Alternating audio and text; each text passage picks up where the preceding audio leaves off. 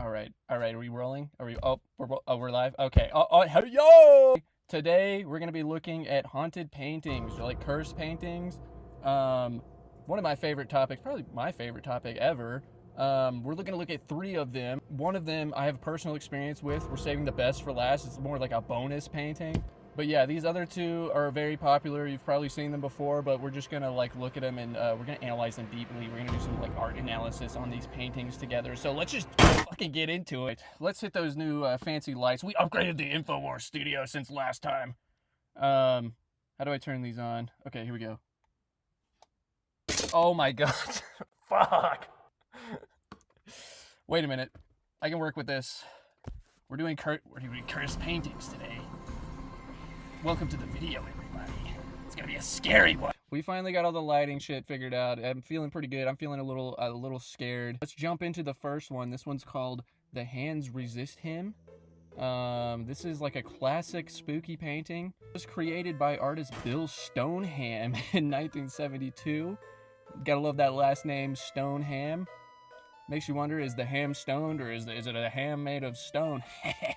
It depicts a young boy and a female doll standing in front of a glass panel door. I'm just reading from the Wikipedia right now. Why don't we look at the painting? That would probably be a good idea, huh? We want to look at the painting? That's the wrong one! Okay, I've seen this one before. Yeah, this is it. I mean, obviously this is already scaring me. It's a lot to look at. I know. If there are children in the room, get them out! Get them out of here. It's too scary. I'm actually really thirsty. Hold on. This is not a beer. It is a polar. There's something up in the top here. I believe that looks like the moon. I would say that's like a waxing crescent is what that looks like to me. What the fuck is she holding? That looks like a soda with one of those bindi straws. Okay, that's not creepy at all. And this thing above her, I believe I heard on the Wikipedia that this is a window, but that kind of looks maybe like a door. Maybe looks like a doorbell to me. And then you got the Frankenstein-looking motherfucker over here with this. Dude has my man's hairline at age 6 is not looking good. He's got the Frankenstein style going on right here. I guess the monster from Frankenstein. He's hitting us with the mean mug. He's getting us right on with the mean mug. There's a lot of hands in the back. I guess, or maybe those are just handprints. Maybe they were fucking around, but maybe those are just handprints, you know, and now they're in trouble. You know, maybe like someone is accosting them, like, you got fucking handprints all over my door, you damn kids. I don't know. This one's not scary at all, to be honest, but maybe if we read more of the backstory, like, there's more that we can find out. Okay, so according to Stoneham, the boy is based on a photograph of himself at age 5. Dude, I was pretty spot on. I clocked him at 6. The doorway is a representation of the dividing line between the waking world and the world of fantasy. Oh, dude, you're just spoiling the meaning. You're not supposed to tell us all that shit. Thanks a lot, Wikipedia. Everyone settle down. Sit back down. I know that last one was really scary, but this next one's gonna be even worse. So, just if you're already sick to your stomach, go to the doctor immediately, unsubscribe, close the video, because it's only gonna get worse from here. All right. I gotta calm down. I'm getting too scared. All right, this next one is called... It's called Wikipedia. Please turn on dark mode. All right. This next one is called The Anguished Man. I actually don't know anything about this one. Wikipedia actually has the painting on here this time, so that's... Oh, it even says allegedly haunted painting. Jesus, don't hit us with that right off the bat, Wikipedia. It's too scary. You gotta put a fucking warning on that. You gotta put an NSFW warning on this. You gotta paywall this page, bro. All right, so The Anguished Man. Is a painting by an unknown artist. Okay, that makes it even spookier. It's getting extremely hot in this fucking car. I'm gonna die. Owned by a British man. Oh my god, that's even scarier. Sean Robinson from Cumbria, England. Robinson claims to have inherited the painting from his grandmother, who who told him that the artist who created the painting had mixed his own blood into the paint and died by Jesus soon after finishing the work. The painting has been characterized as supposedly haunted, or possibly a hoax. It wouldn't be a hoax. Why would somebody do that? And look at it, it's terrifying. The guy doesn't have a nose. Now, I don't think this was made with blood. If this was made with blood, I would say maybe go to the doctor, because this is like orange. Trump blood. It's oil on canvas. Allegedly mixed with the artist's blood. I love that they put that in there. Years active. What do you mean? What does that mean? They make it sound like it's a fucking band. Like they're still, like the Anguished man is still touring. Thank God. Maybe I can see them on the reunion tour. Views, 4 million. Okay, 4 million. I mean, what does that mean? Do they track how many people look at a painting? That seems like a lot of fucking work for nothing. The painting depicts a distorted, an eyeless figure with an open mouth that appears to be screaming. Maybe he's not screaming. Maybe he's hungry. Maybe he needs a little bit of food. He's like, please feed me. Please give me the little worms. Okay, guys, this is where it gets really scary. So Sean Robinson was uploading YouTube shorts. That's scary enough, but like the YouTube shorts were showing the painting and it was like moving around and shit.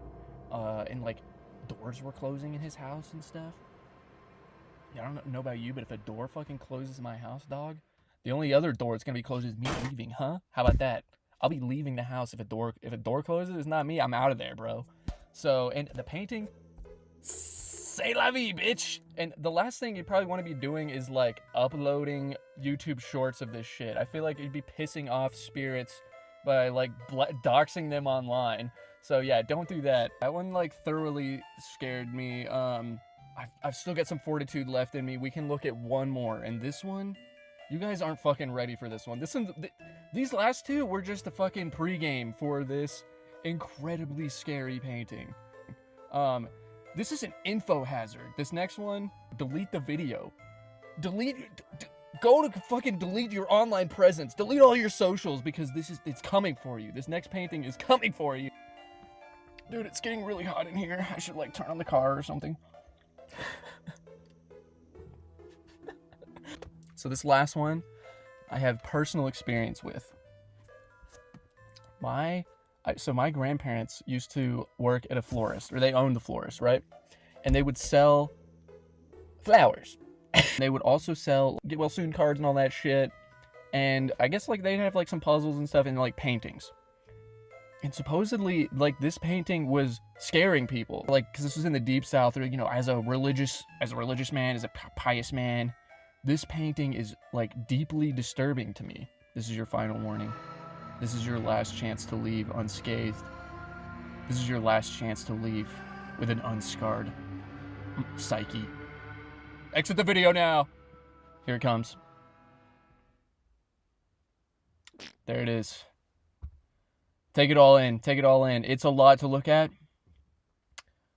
You might be thinking like, okay, that doesn't look that bad actually.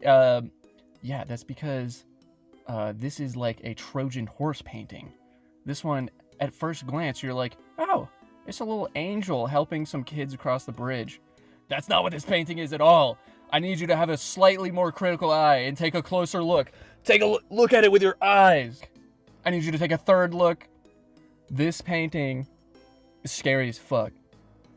This painting is you're gonna have nightmares about this. I tried to warn you. Think about this one. It doesn't have a Wikipedia page. Like, that's why you come here. You come here for that underground shit. Deep underground where the skooma grows, bro. Nobody knows who painted this one. It's just an unknown artist, and I think it just was getting recreated over and over. First thing we're gonna look at is the background of this painting. Where the fuck is this? This looks like a hellscape. This looks like 2026 America, bro. It's dark. It's fucking hella dark. The sky is, I don't even know what color that is. I wanted to air this because I got sent this and I saw this and I watched most of it. I didn't see it all this morning. It's like 30 minutes long, but I watched part of it. And the guy's saying he's criticizing me because you do that, you don't get banned by the algorithm. And he's just one server coming on the waves we created. So he pretty much gets it. I thought it was entertaining and informative. He's also got a pretty ridiculous name. extra chill goblin. We always like goblin jokes. I don't know why. I mean, goblin jokes years ago, they became super viral, so whatever. Yeah. We'll hear that. So here's extra chill goblin, and then Harrison Smith takes over. Here it is. Extra chill goblin. He pretty much gets it dirty. He's also got a pretty ridiculous name. Extra chill goblin vomit, slop, and blood. I thought it was entertaining and informative. He's got a goblin guide charging into a goblin's nest. I don't want to see him kissing goblins. I just don't want to catch him in bed with a goblin. Literal vampire belly goblins are hobbling around coming after us. Extra chill goblin. Extra chill goblin. Oh shit! Sorry, I got a little bit of a mouthful of food right now. Try not to chew right into the mic. I think we're good. What's going on, gang? Everybody, let me say hello, and let me also shout out friend of the stream over here, Waffles Waffs, who you may recognize from watching Chill Goblin streams, sometimes being in the chat. Waffles Waffs just posted their first video here, extremely haunted paintings. I know I left you guys off on a cliffhanger there, but you know, I don't want to just kind of steal the content, you know. I don't just want to like play this new video, so go subscribe. Come on now. There's the link. We got Waffles Waffs brand new channel, 6 subscribers. Get in on the ground floor. This shit's about to go straight to the top, straight to the moon. Hell yeah, Danny Toluca smoking weed. Clarence Mumford says, oi oi. Finland's drinking a Black Manhattan with plum bitters. Hell yeah, dude. What even is a Black Manhattan? Oh, it's not. Oh, my, hang on. I got to fix my chat because it's not doing the pop-up thing. Let me try this. Oh, that's odd. Plum bitters. No? There we go. Okay. All right. Took a second. Smoking weed. Oi, oi. I think you said you made this. Yeah, I did make that song. If you're wondering about the intro, the Chill Goblin, extra Chill Goblin theme song featuring Alex Jones. Hang on, I got a little bit more to say about that. But before I do that, yeah, I just want to finish shouting out Waffles Waffs.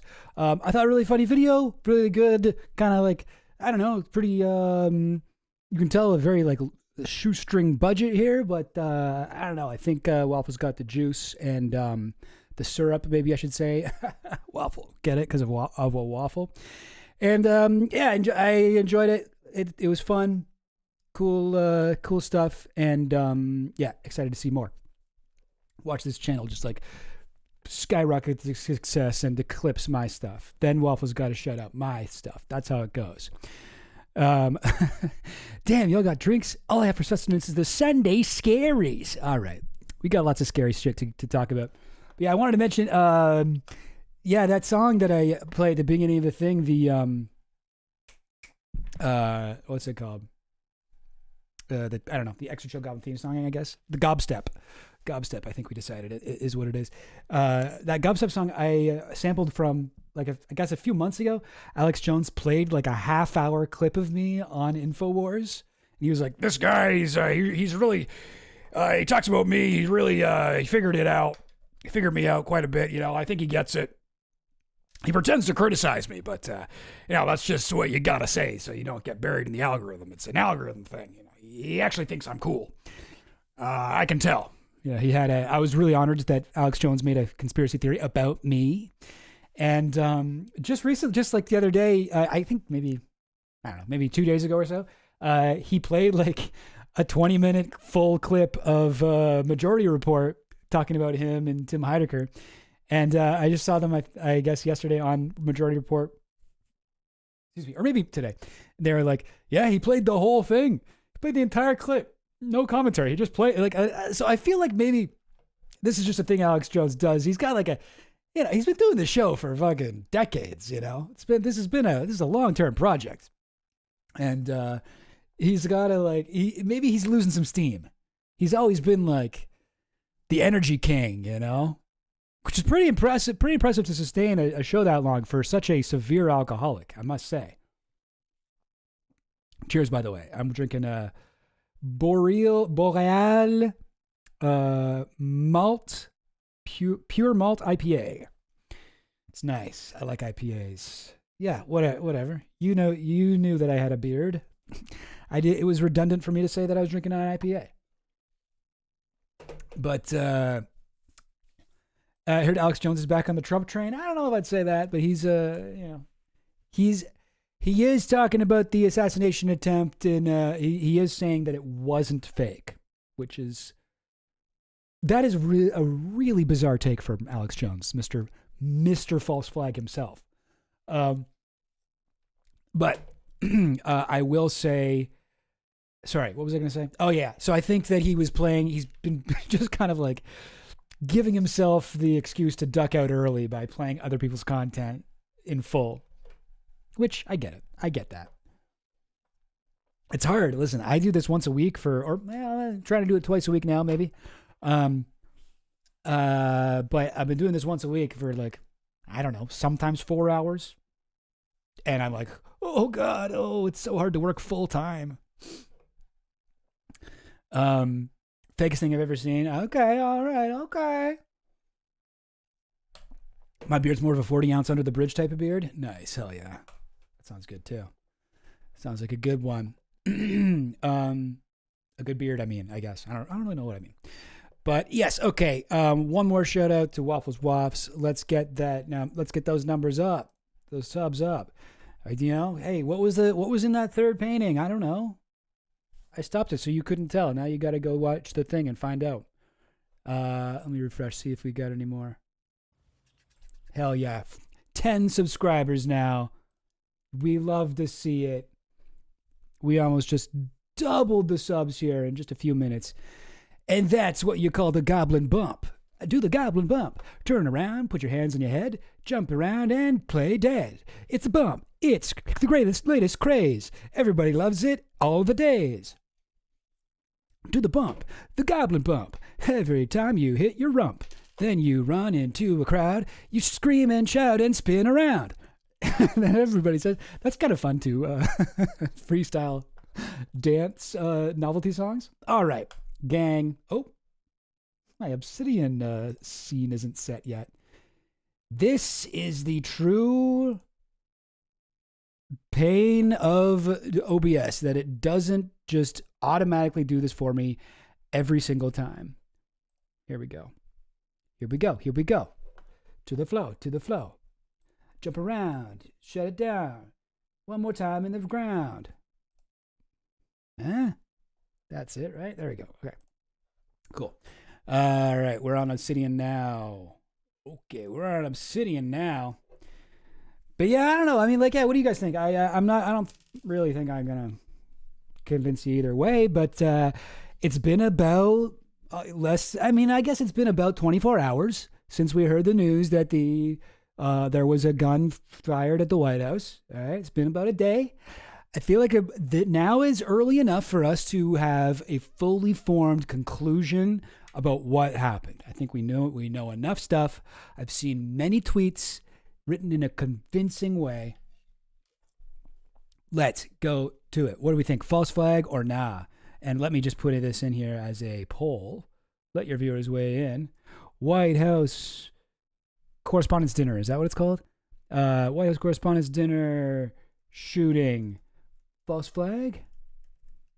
Flash flag? Hang on, I'm writing this all wrong. False flag or nah? And then false flag. And then nah. And I'm not going to put a third option. Should I? I don't know. No, I won't. No, I didn't want to add another option. Okay, whatever. I accidentally did. Too early to say. No, I actually don't want to do that. Okay, fine. I'm going to put the third option as too early to say, but I'm going to put in brackets coward's answer. And then start poll. Blah. All right, so I think I did that right. Did that work? Something supposedly happened. But yeah, all right. So I guess like mostly what I have here is just like people talking about the shooter himself. But what I should get is maybe just like stuff about the shooting. Yeah, realizing I didn't prep any of that stuff. Okay, no matter. Because yeah, we should find that out. Boom. And I'm going to say, ooh, I'm always a little bit nervous to open my Twitter on stream. Because who knows what'll be on the homepage. So wait, hang on, give me a second here. No, you know what I'll do? Wait. Dang it.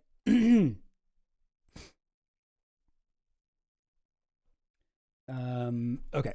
White House Correspondent Dinner shooting.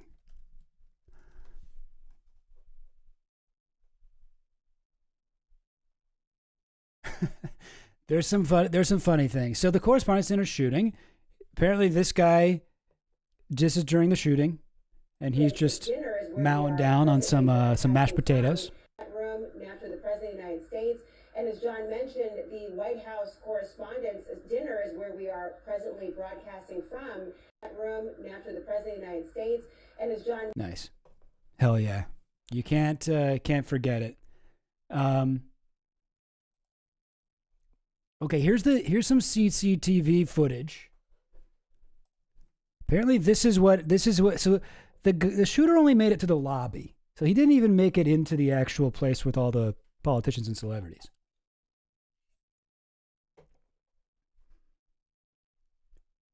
It's sort of hard to see what's going on here. The White House Correspondents' Dinner shooter attempts to barrel his way past it. We got to think of a better name for this guy. The WHCD shooter. That does not work. That is not so Raven. I don't know. That's not good. It's not catchy. The WHCD shooter.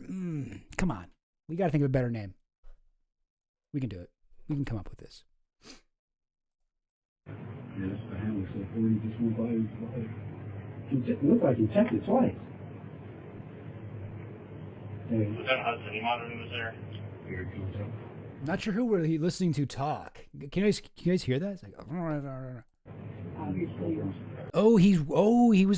that was his plan.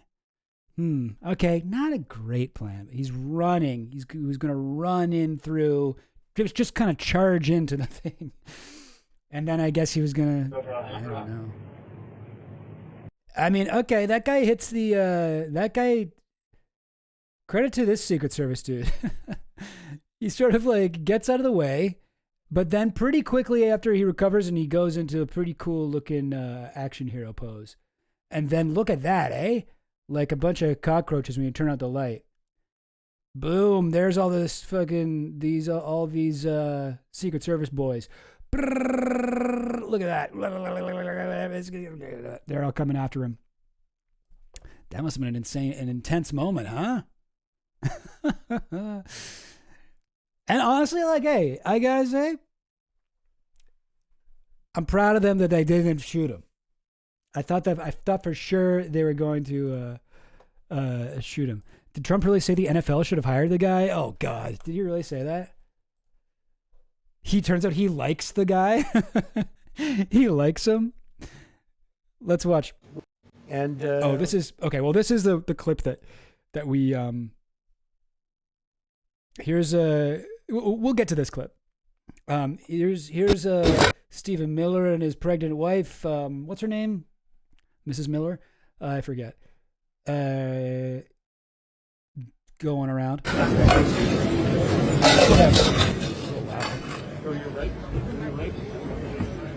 Stephen Miller does not look like super like cool, calm, and collected, does he? But I mean, I don't know, whatever. Hey, listen. I've never been in a situation like that. Something's funny about the way they're going. I don't really know why. I mean, there's the other photo of them where he's like grabbing her boob. Really funny. White House Correspondent Center. I'm just gonna have to look up this photo. Should have had this ready. What can I say? There it is. Look at this. You can tell he's like totally out of it. He's like, mommy, help me. Oh God. We call her Human Shield. Katie Miller. His pet name for her. The ghouliest of ghouls. Oh yeah, a horrible, absolutely horrible person. Thought he was gonna die and went to touch boobs one last time. Hey, listen, this is the most humanizing I've ever felt towards this absolute ghoul. Hashtag relatable for sure. Oh God. Anyway, great photo. If he was a cooler person, then this photo would be much more enjoyable, but I don't know, as it is, I guess, I don't know, we got to pretend that we don't like it, I suppose. Anyway, we got, okay, I don't know. This is annoying the way people are talking about it. There's a few people who, when it was getting evacuated, there's a few people who were taking wine. There's one hilarious video of a girl. Oh, is this JD Vance?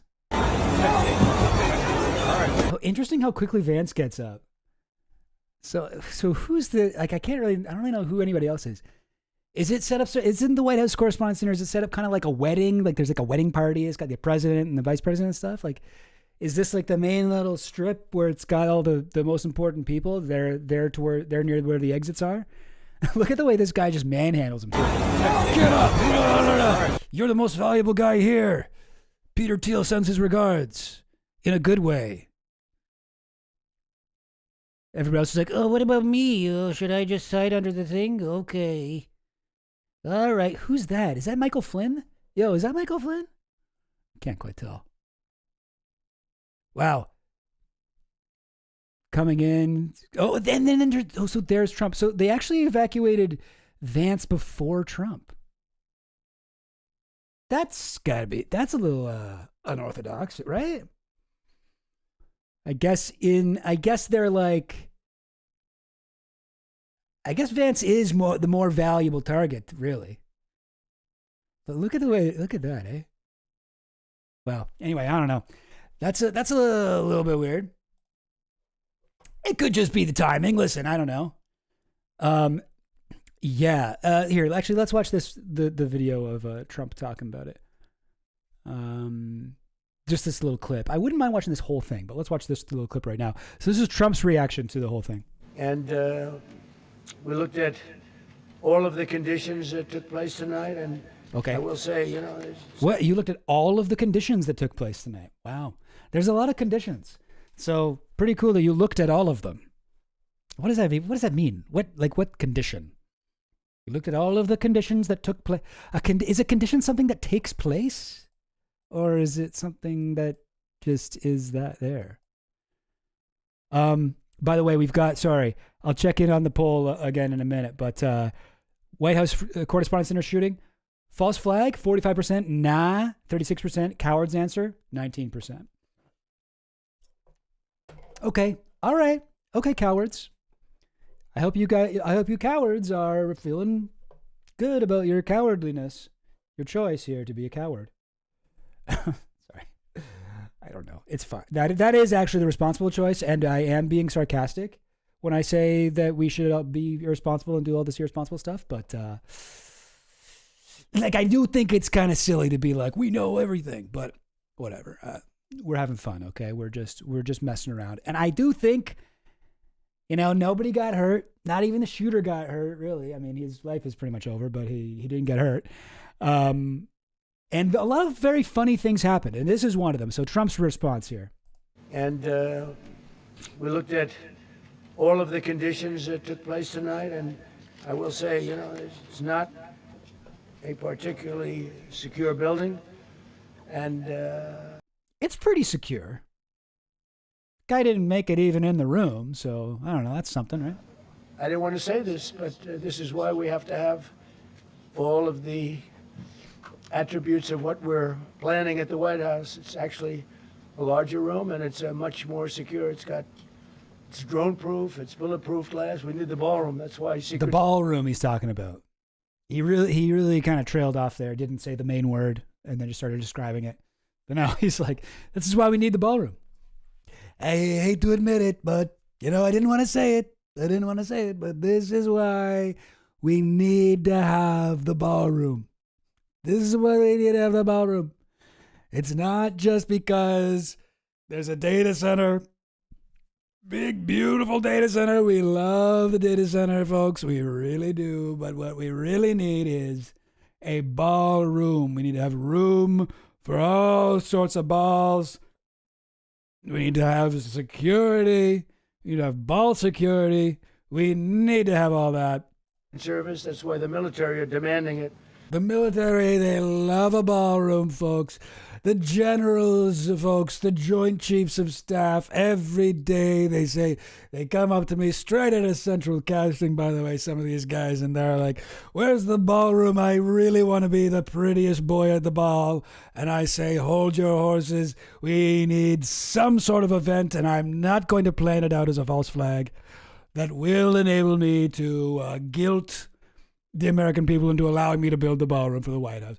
We will have it. Don't worry. We're going to get the biggest ballroom, folks, and don't even worry about that. All right. Okay, that's enough. I haven't done the Trump impression in a while. I got a little bit carried away with it. I think I overplayed my hand here. All right. Continue, Trump. What were you saying, real Trump? They've wanted the ballroom for 150 years for lots of different reasons, but today's... Surely they already have rooms that they have balls in. The White House. Do they not have balls there? Or they have parties there. I don't know. A little bit different because today we need levels of security that probably nobody's ever seen before. Right, that's true. You do need levels of security at the White House that probably no one has ever seen before because no one has ever hated the president this much. America has never had a president that was hated by this many people at the thing. Oh, is the chat's not working? What the heck? Well, I don't know. What can I say? What can I do? What do I mean when I don't know who? Refresh. Huh? Did that work? Okay. I think that works. Yeah, we're good. But yeah, gang, what? What was I saying? Oh, yeah. Yeah, no, he's actually right. They do need more security now, more than we've ever had before. What did he say? Probably nobody's ever seen. Yeah. Security that probably nobody's ever seen before. Mm-hmm. And we need more security than probably anyone's ever seen before because he's got the lowest approval rating in history. People hate this guy. The guy's got three, not one, not two, but three. I don't know why I put my fingers down as I did that. I should have done the opposite. But anyway. 3 people have tried to kill this dude. None of them have been successful. This is a lot. That's a lot of people trying to kill this dude. And yeah, I think you do need probably better security because God, oh, what a shame. But very funny for him to go for the ballroom. And now. And do I have a bigger collage of this? I think I do. No, I don't. I thought I did. No, it's fine. A lot of people have been pointing out that all these conservative accounts have gone with the ballroom thing. Governor Jeff Landry, this event is yet another reason that real Donald Trump's ballroom should be built. Libs of TikTok. This is why we need Trump's ballroom. Meghan McCain, I don't want to hear one more fucking criticism of Trump's new. And it's really? This is the takeaway. And honestly, I'm cool with it. Because anytime there's a fucking presidential assassination or an assassination attempt, or any kind of assassination attempt, think of Charlie Kirk, immediately people jump into fucking action trying to subvert? No. What's it called? recuperate. I don't really know, but they try to use this assassination attempt to get whatever they wanted anyway. And a lot of times it's like, let's kill immigrants. Let's fucking really go after trans people. Let's do this. Let's do that. You know, honestly, like the Charlie Kirk shooting, like it really seemed like they were going to go make it about trans people. They really wanted to. And then it eventually ended up becoming like an anti-Israel thing, which is mostly anti-Semitic really. But I remember being like pretty relieved when that happened, because I was like, oh, okay. They're blaming it on Israel. Great. That actually really works. So if this is the worst thing that happens, is that they build their fucking, you know, pretty little ballroom that they wanted, I mean, it could be worse, man. It could be way worse. Like when JFK got killed, everybody's like, oh, it was a communist. It was this guy. It was that guy. Like everything's like that. Plainclothes FBI agent. Okay. Now we'll get into this stuff. Oh, this is great. So FBI Director Kash Patel. Nice. The man with the eyes that don't quit. No, that's not right. What does it say? The face that launched 1,000 eyeballs out of it. Doesn't really make sense either. I'll work on it. What's like a nice way of saying that Kash Patel's eyes are too big? But this was a like a report about the shooting. Robert Kennedy Jr. and his wife Cheryl Hines came out and were ushered into an elevator. Then Janine Pirro emerged. The FBI director Kash Patel came tearing across the hallway with 2 men in tow. His girlfriend was hiding in a room with another man who was holding her hand. It's like, what? Excuse me? Like, why? Wait, more about this? Who? What guy? What do you mean? See, I told you this is like the funniest, this is the funniest assassination attempt that we've seen. Ocularly blessed. I like that one a lot. Coke never lies eyes. Yeah. The man who can see behind without turning around. Yeah. Eyes so big you can see him from the back. Oh boy. Anyway, yeah, amazing. Like, I mean, okay, all right. The guy, you know, he didn't get shot, but he did get cucked. Kash got cucked by his future stepfather-in-law. Bummer. Wait, I'm confused. Wait, his future stepfather-in-law. Funniest White House correspondent dinner by far. I mean, the Stephen Colbert one was funny too. I do remember that one back in the Bush era. I thought that was the funniest thing I'd ever seen. I wonder what it'd be like to watch that now, man. But Michelle Wolf one was funny too. But there's no way that anything could be funnier than some of this shit. Now, my understanding of this photo. So this is the guy. This is the guy that did it. And like I said, shot. Well, I don't know. He got tased or something. Like, he didn't die. He's alive. They got him alive. Okay, so he's not Thomas Crooks. He's not whatever. Like, he's still with us. Okay, he's gonna be in jail. Here he is. What a nice, upstanding young man. What a nice face down lying young man. He looks like he's like naked. Did they like take off all his clothes? What's going on there? Anyway, yeah, is that like his ass hanging out of the back? Oh no, that's his arm, I guess. Was he shirtless, or did they take off his shirt? Who knows? Who knows what the Secret Service thing is? But my understanding of this photo is like this photo was tweeted out by Trump himself, or truthed out, which is kind of nuts. Yeah, how do you end up with 0 shirts? Great question. They canceled Michelle Wolf for saying smoky eye. Yeah. Obviously very misogynist. For a woman to make fun of a woman's smoky eye. Yeah, I remember that because she was making fun of Sarah Huckabee Sanders, and she's like, how are you so evil, but you know how to put on a perfect smoky eye? And then Sarah Huckabee was like, oh, so you're calling me ugly. You're saying I have a cow face and I'm ugly and so disgusting to look at. And it's like, No, I said you had nice makeup, but you're evil. I didn't say anything about you being ugly. But conservatives just read that. So you're making fun of a woman's looks. Wow. And it's just like, no. I was very, like, I understand why you think that would be the comedic place to go when you're talking about Sarah Huckabee Sanders, but anyway. Oh yeah, this person. I don't know who she is, but hell yeah. This would be, honestly, I would probably do this. What are they gonna? They're gonna fucking dump these down the drain or some shit, or give them. What would happen to these bottles of wine if you didn't take them up before you got escorted out for an active shooter?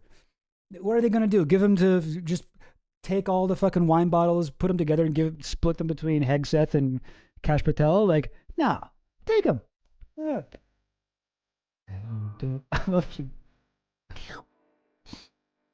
Grabs one, grabs two. She's so like. Love it. Who is that? Who is that person? Who's this? Who are these guys? Can't quite tell. What's over there? What am I looking at? Okay, just people kind of like slowly filing out. Oh yeah, they're grabbing bottles. Awesome. Cool. All right. Feel like they didn't need to include all of those clips, but yeah, the one lady grabbing them was pretty funny. And look at this. So many people. So it's not just those three I showed you before. All these people. Jack Posobiec. Thank God President Trump is building a ballroom at the White House. You know, like this is how it works, guys. You see that video from Ashley St. Clair a couple weeks ago, or maybe it was just last week or something, where she's talking about when she was a conservative influencer, they were all in these group chats and they just get blasted. Everybody posted about this. Everybody posted about this. Everybody posted about this. Everybody posted about this. And sometimes they get paid and sometimes whatever. I'm like, that's what this is. That's exactly what this is. I mean, you want to call it a conspiracy? I mean, I guess it kind of is. But this is the strategy. This is what they're running with. This is why we need the ballroom.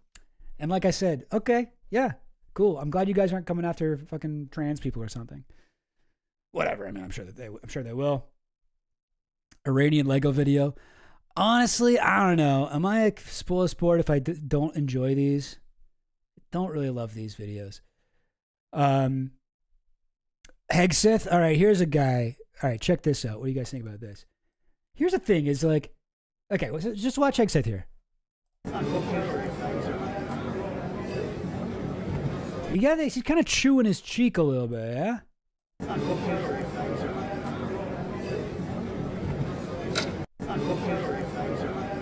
Look at the way he's walking too. He's kind of walking like the Iranian Lego man video. Is he in I don't know. He definitely looks like he's fucking like on Molly or something like that, or Coke. Does Coke make you chew your cheek? I've never been a big Coke guy. Something's up with him. But then it's like, why the fuck would you be on one of those drugs for this? It's like, yo, I'm going to fucking take some Coke and then sit in an excruciatingly long professional fucking like, you know, office convention basically. Like, fuck that. Suppressed news. Look at his mouth and his movements. Does that seem normal? No. Oh, and Trump posted this too. Wow, Trump's having a great time here. The White House says build the White House ballroom. Okay. What happened last night is exactly the reason that our great military, Secret Service, law enforcement, and for different reasons. Hang on. What am I doing? Every president for the last 150 years has been demanding that a large, safe, and secure ballroom be built on the grounds of the White House. This event would never have happened with the militarily top-secret ballroom currently under construction at the White House. It cannot be built fast enough, people. While beautiful, it has the very highest level security feature there is. Plus, there are no rooms sitting on top for unsecured people to pour in. What does that mean? There are no rooms sitting on top for unsecured people to pour in. What? What the fuck does that mean? Rooms sitting on top, like an attic? I have no idea what he's talking about there. Anyway, the ridiculous ballroom lawsuit brought by a woman walking her dog who has absolutely no standing to bring such a suit must be dropped immediately. Nothing should be allowed to interfere with its construction. He really is. No, he really is using this for that. I mean, I don't think like cards on the table here. I don't think it was a false flag. I think this just happened. But like, it's so funny because like when this happens, you get like when somebody tries to kill you, if you're president, you get stuff in return for that. It's like kind of nice when somebody tries to kill you because you get shit out of it. You know, last time somebody fucking tried to kill him, he got the election, you know? But like, he's just using it all on this ridiculous thing, man. Like, isn't that nuts? God, like you would think, like he could be using this for fucking, I don't know, Iran or like even like some of the fucking Epstein shit or something. I don't know. But instead it's all going for the fucking, it's all going towards the ballroom. He genuinely wants the White House ballroom. It's like a attack on all fronts. The White House, Twitter officially, Trump himself, every fucking right-wing influencer you know, suddenly care about who gives there's only one guy that actually cares about a White House ballroom, and it's Donald Trump. And oh my God, I knew he wanted it. I didn't know he wanted it this badly. Crazy.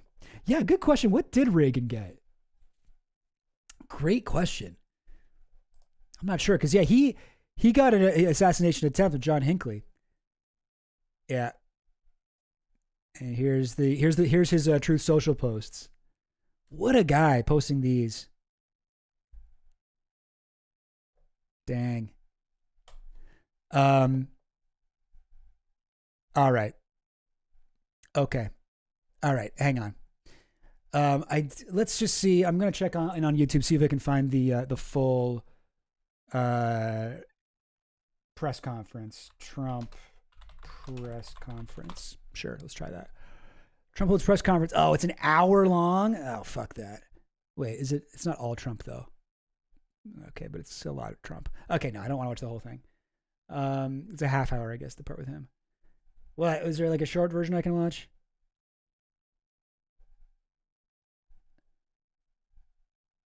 Ah. Oh, I don't. I just don't care that much. Sorry. I'm sure there's other fun stuff in it, though. Here, what's this? Trump gives first remarks after shooting. Okay, this one's only 7 minutes. Okay, we'll watch a bit. Watch a bit. Well, thank you very much. That was very unexpected, but incredibly acted upon by Secret Service and law enforcement. And this was an event dedicated to freedom of speech that was supposed to bring together members of both parties with members of the press. First one that he's actually gone to, by the way, since Obama. He never has gone to his own White House press correspondence dinner. Yeah. And in a certain way it did, because the fact that they just unified, I saw a room that was just totally unified. It was in one way very beautiful.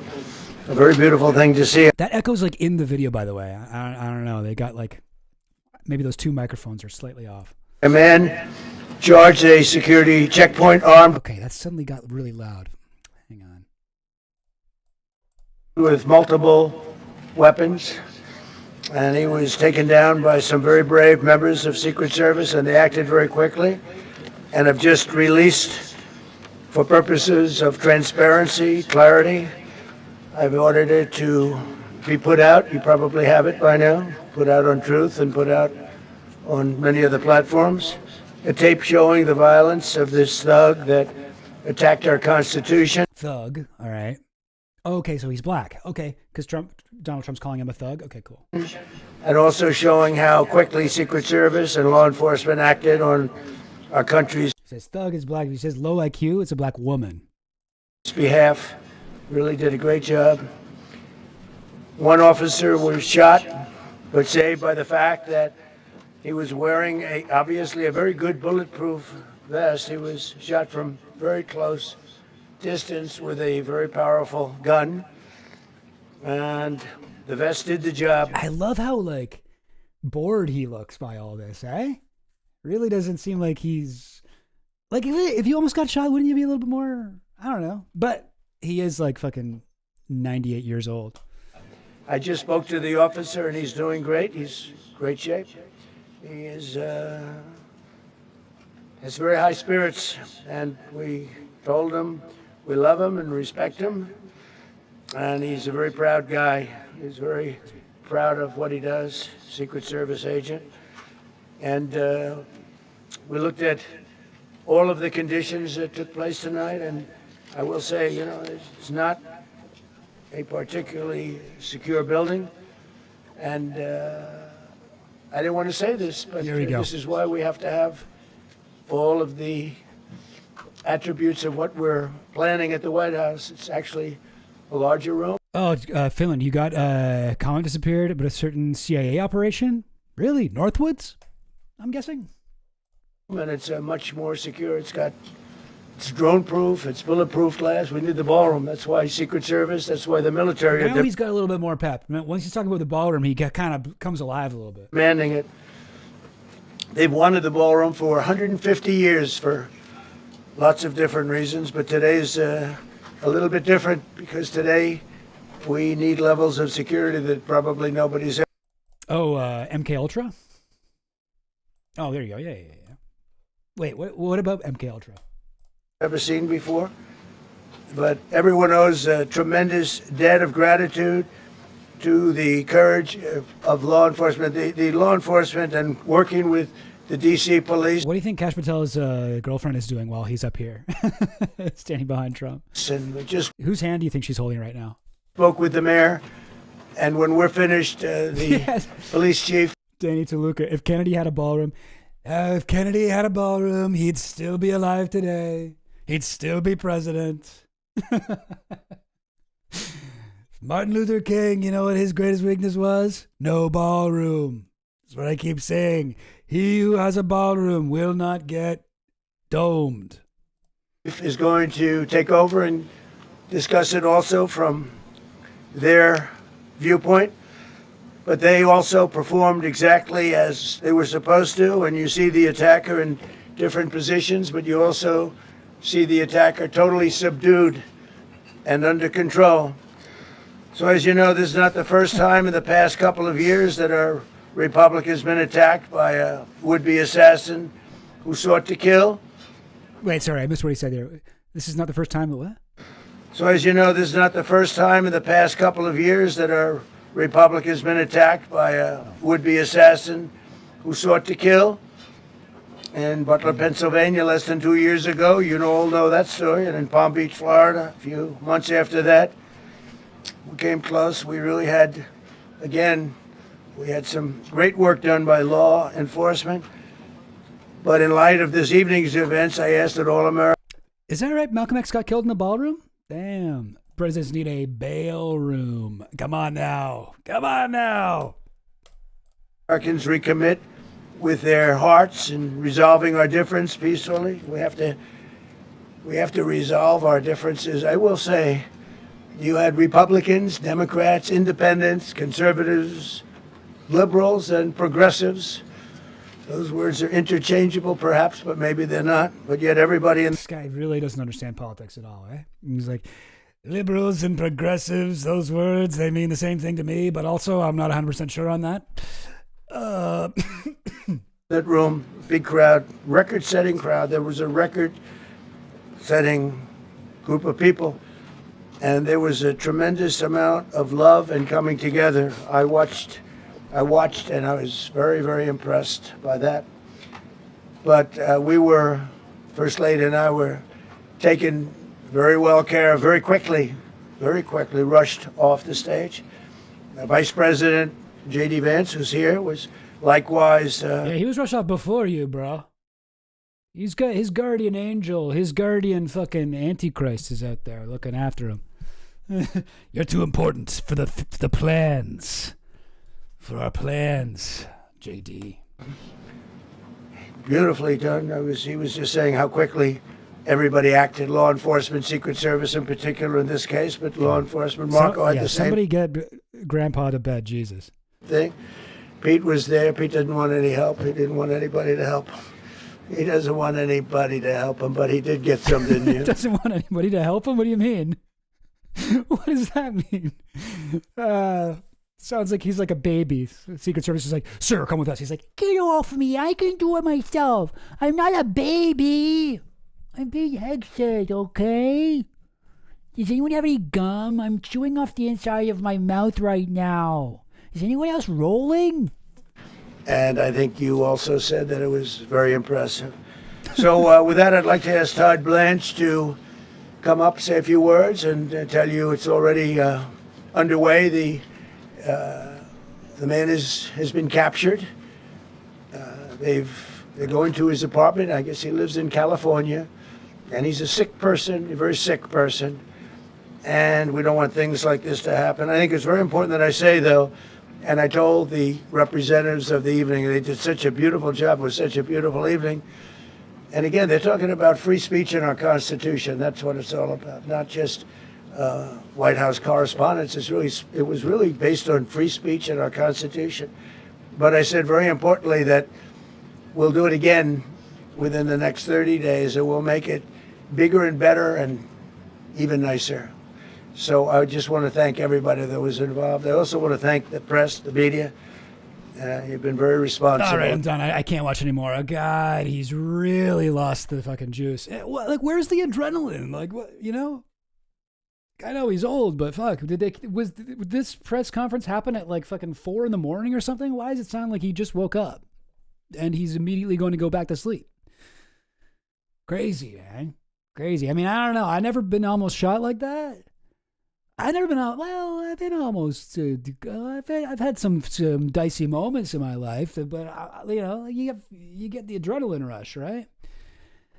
Anyway, the main thing is this ballroom will be bigly great. One of the biggliest Bigglesworth ballrooms you can possibly imagine, folks. All right, yeah, I'm done with that. All right, let's get back to the rampant speculation. So we're like, what's going on here? Who did it? What? Huh? All right, well, we know a little bit. All right, here's what we know. This is the guy, Cole Allen. All right, here's his LinkedIn if anybody's looking to hire a guy for teaching / web development work. Game dev, engineer, scientist, teacher, C2 education. I don't know what that means. Caltech, Los Angeles metropolitan area. This guy traveled a little bit, I guess. Washington, D.C.'s sort of close to L.A., right? I don't know. Mechanical engineer, computer scientist, teaching assistant at Caltech. That was 2017. Did we have anything more recently? Okay, he's a teacher, C2 education. And he was an indie game developer. He designed and built the C++-based video game Boredom, including several custom musical pieces and over 750 custom graphics, formulated and wrote Boredom's advanced 2D elastic collision physics engine.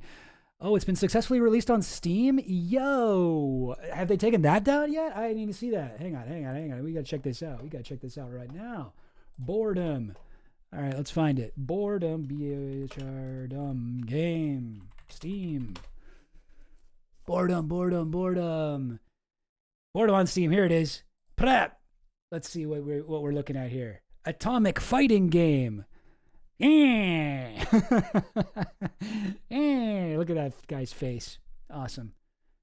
All right, and we got a little video. Let's check it out. Okay. Hi, I'm Electron. Down to business. Why play as Nucleus? Control entire atoms to drain electrons' energy repeatedly. All right, so this looks like, is this a game where you play as a sort of a component of a molecule? And then you fight other components of the molecule? But wait, what was that? Slow them to a crawl. Prevent escape again and again. And generally, are you positive? Moving on, why play as Electron? Wait, that's responsibility. Okay, you play as an electron, proton, or a neutron, I guess. Go relatively fast. like all the time. Collect tons of energy. Dodge dark photons. Can't escape the worries. Cool. So who's better for single player? Electrons easier, electrons more fun. What about local multiplayer? Nucleus to mess with friends. Nucleus to ruin friendships. And online multiplayer? You mean quantum nightmares? What's everybody for the winning across N parallel universes? How educational is this? God, this is really too fast to read. Emojis on subatomic particles. Oh, okay. Well, that really didn't explain anything. I don't know what any of this means, but I guess. Oh wow. Okay, there's a lot written here. So you can play as electron or nucleus. Scoring is okay. Well, quantum nightmares. Okay, so you know what? What have I gotten from the? Yeah, see, I think he did make the music himself. Finland. Did he make the music himself too? Yeah. I think that's right. He said he made the songs on his LinkedIn. Let's see the reviews. This game really is a miss. As a shooter, it seriously fails. Oh, come on. Okay. Also, buying it might make you an accessory after the fact. If it gets enough sales, will it pay for his legal defense? Also, no joke. The game's very scuffed. Okay. All right, sir. Forced tutorial that pauses the game all the time. It's impossible to shoot anything in this game. Okay. Nice try. Nice try. Runs good, but crashed a bit too soon, and there's still a bunch of bugs in this. So it sounds like it doesn't run good. Someone needs to deal with that anyway. Oh, I see. Oh, I see. Wait, is this posted today? Okay, so this is also a joke. Runs good, but crashed a bit too soon, and there's still a bunch of bugs in the system. Cool. Posted today, posted yesterday. Cost as much as the newest Trump assassin's worth. Wow, this person got on it right away. Honestly, this is a really cute game about chemistry. Also, thank you for trying, buddy. We appreciate you and your efforts for humanity. Running gun indie shooter. Okay. Everybody's making jokes. I feel like, we've probably already heard the best ones. Yeah, I don't know. Okay. So what I will say is this guy seems like a strange guy. Maybe like, I don't know, neurodivergent of some kind. And he's interested in molecules. He's a game designer. Finland sent me this. Trump says the NFL should sign him up. Marvels at speed of White House correspondent dinner shooter on his security footage. Which, I mean, I don't know. Really, like, the NFL should sign him up. The guy is, like, very skinny. Like, look at this guy's arms. The NFL, really? If they had, like, a skinny guy in NFL, then maybe, yeah. Okay, but yeah. All right. Let's see if we can get like what's this guy's actual what's up with him, all right? What's going on with him? Let's figure out if we can. Cuz I think with a lot of like assassins, right? Like a lot of them have like pretty incoherent political beliefs, right? Like Luigi's like the dude is a little bit confused. I mean, I say with love, like he doesn't really know what he's talking about a lot of time. He's big, like he's a fan of, what's his name? Patrick Bet David, he put like Patrick Bet David's book on his like top list. Then you look at like fucking Lee Harvey Oswald. He was like this Marxist Leninist guy who was like, I'm not a communist, I'm a Marxist, it's different, blah blah blah, and like this. And like, he just seemed like he had like extreme political beliefs, but he didn't quite understand them, and a lot of these guys tend to be like this. But here's a video from 2017 when Cole Allen was a Caltech student. This is an old video. Let's check it out. College student Cole Allen developed a prototype for a wheelchair emergency brake. Cool. The wheelchair brakes tend to lock the wheels, but don't actually lock the chair to the ground. The idea with this is to prevent it from moving at all. Recent Aging into the Future conference held. Guy does not seem like the type, You remember, if you knew him in real life and you heard that he killed the president or tried to kill the president, you'd be like, what? This like mild-mannered, soft-spoken, wheelchair enthusiast, like making a wheelchair break. Like that's him? Really?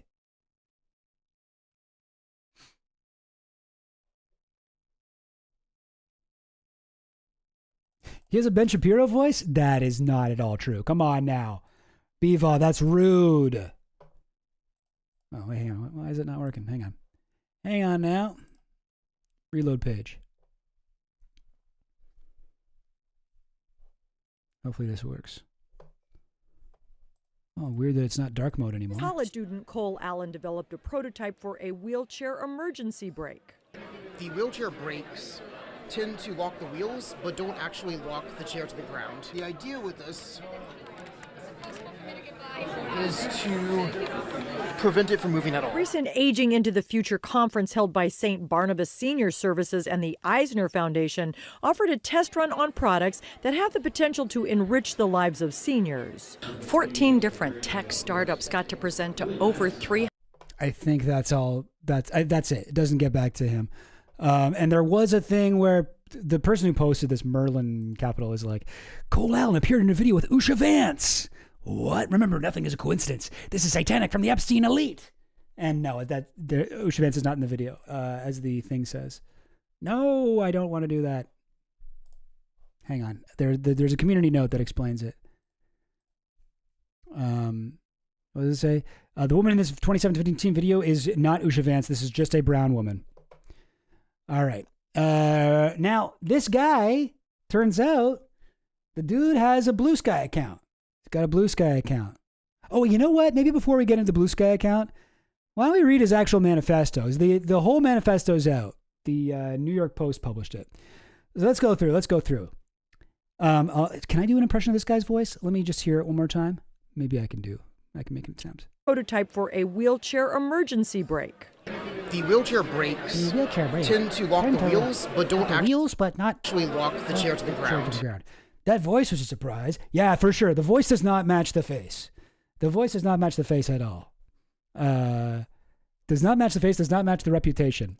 But I will say the voice does match the molecule video game that the guy made.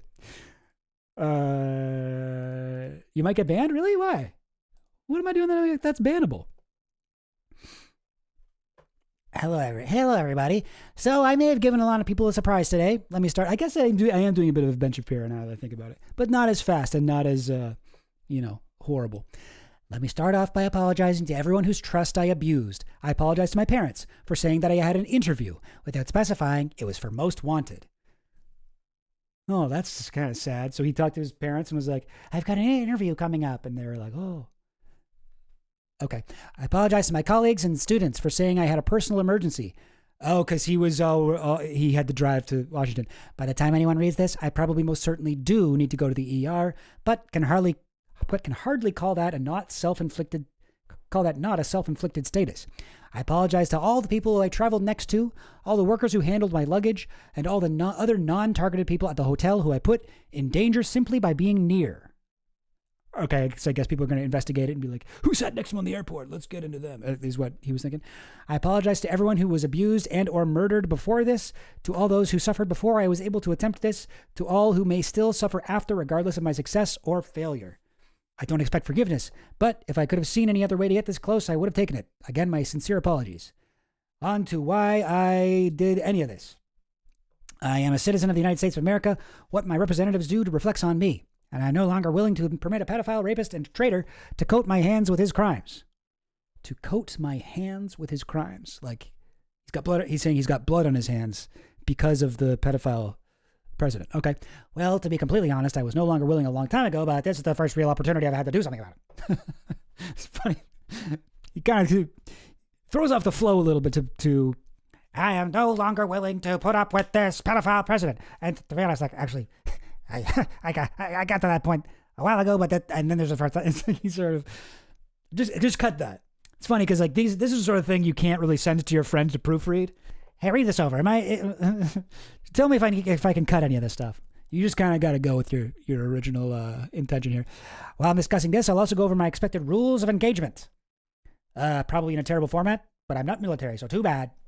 Very casual. casual tone. And now this is the weirdest part that I don't get at all. Administrative officials, not including Mr. Patel, they are targets. Prioritized from highest ranking to lowest. What? So he was like, I will kill all of the administration, but Kash Patel gotta live. What? See, that does seem like, hey, listen, I'm glad you weren't gonna think about killing Kash Patel. I'm just confused. I'm confused. FBI, if you're listening, I'm not saying that you should kill Kash Patel. I'm just saying it just seems weird to leave him off the list. Like, why? Does he like Kash Patel? What? Like, that's weird, right? What does that mean? Not including Kash Patel. Dang. Nobody wants Kash Patel, not the fucking shooter or his own girlfriend. God, that's gotta suck. Anyway, okay. Secret Service. They are targets only if necessary and to be incapacitated non-lethally if possible. AKA, I hope they're wearing body armor because center mass with shotguns messes up people who aren't. And good news, Cole. What's his name again? Cole Allen. Good news, Cole Allen. Yeah, you're gonna shoot a guy, and the body armor is gonna protect him. Hotel security, not targets at all if possible, aka unless they shoot at me. Capitol Police, same as hotel security. National Guard, same as hotel security. Hotel employees, not targets at all. Guests, not targets at all. In order to minimize casualties, I will also be using buckshot rather than slugs. Less penetration through walls. I'm not sure what that means, but I don't know. If you're a gun guy, I guess it's like, I don't know, like a less powerful bullet, I guess? I don't know. I would still go through most everyone here to get the targets if it were absolutely necessary, on the basis that most people chose to attend a speech by a pedophile, rapist, and a traitor, and are thus complicit. But I really hope it doesn't come to that. I would still go through most everyone here to get to the targets. If it were, oh, really? Wow. So he's like, once he gets into the room and he's in the fucking room, and there's fucking Olivia Reingold and RFK Jr. and Taylor Lorenz and I don't know, all these other kind of guys, he would shoot them all to get to Trump. That's kind of intense, man. You're really gonna do that? That was your plan, man? Okay. Rebuttals to objections. Objection 1. As a Christian, you should turn the other cheek. Okay. All right. So this guy's a Christian. He's a Christian. Interesting. Assassination by buckshot is insane. Is it? Wait, why? Are buckshots like kind of weak? Is that the buckshot is BS? Oh. Huh.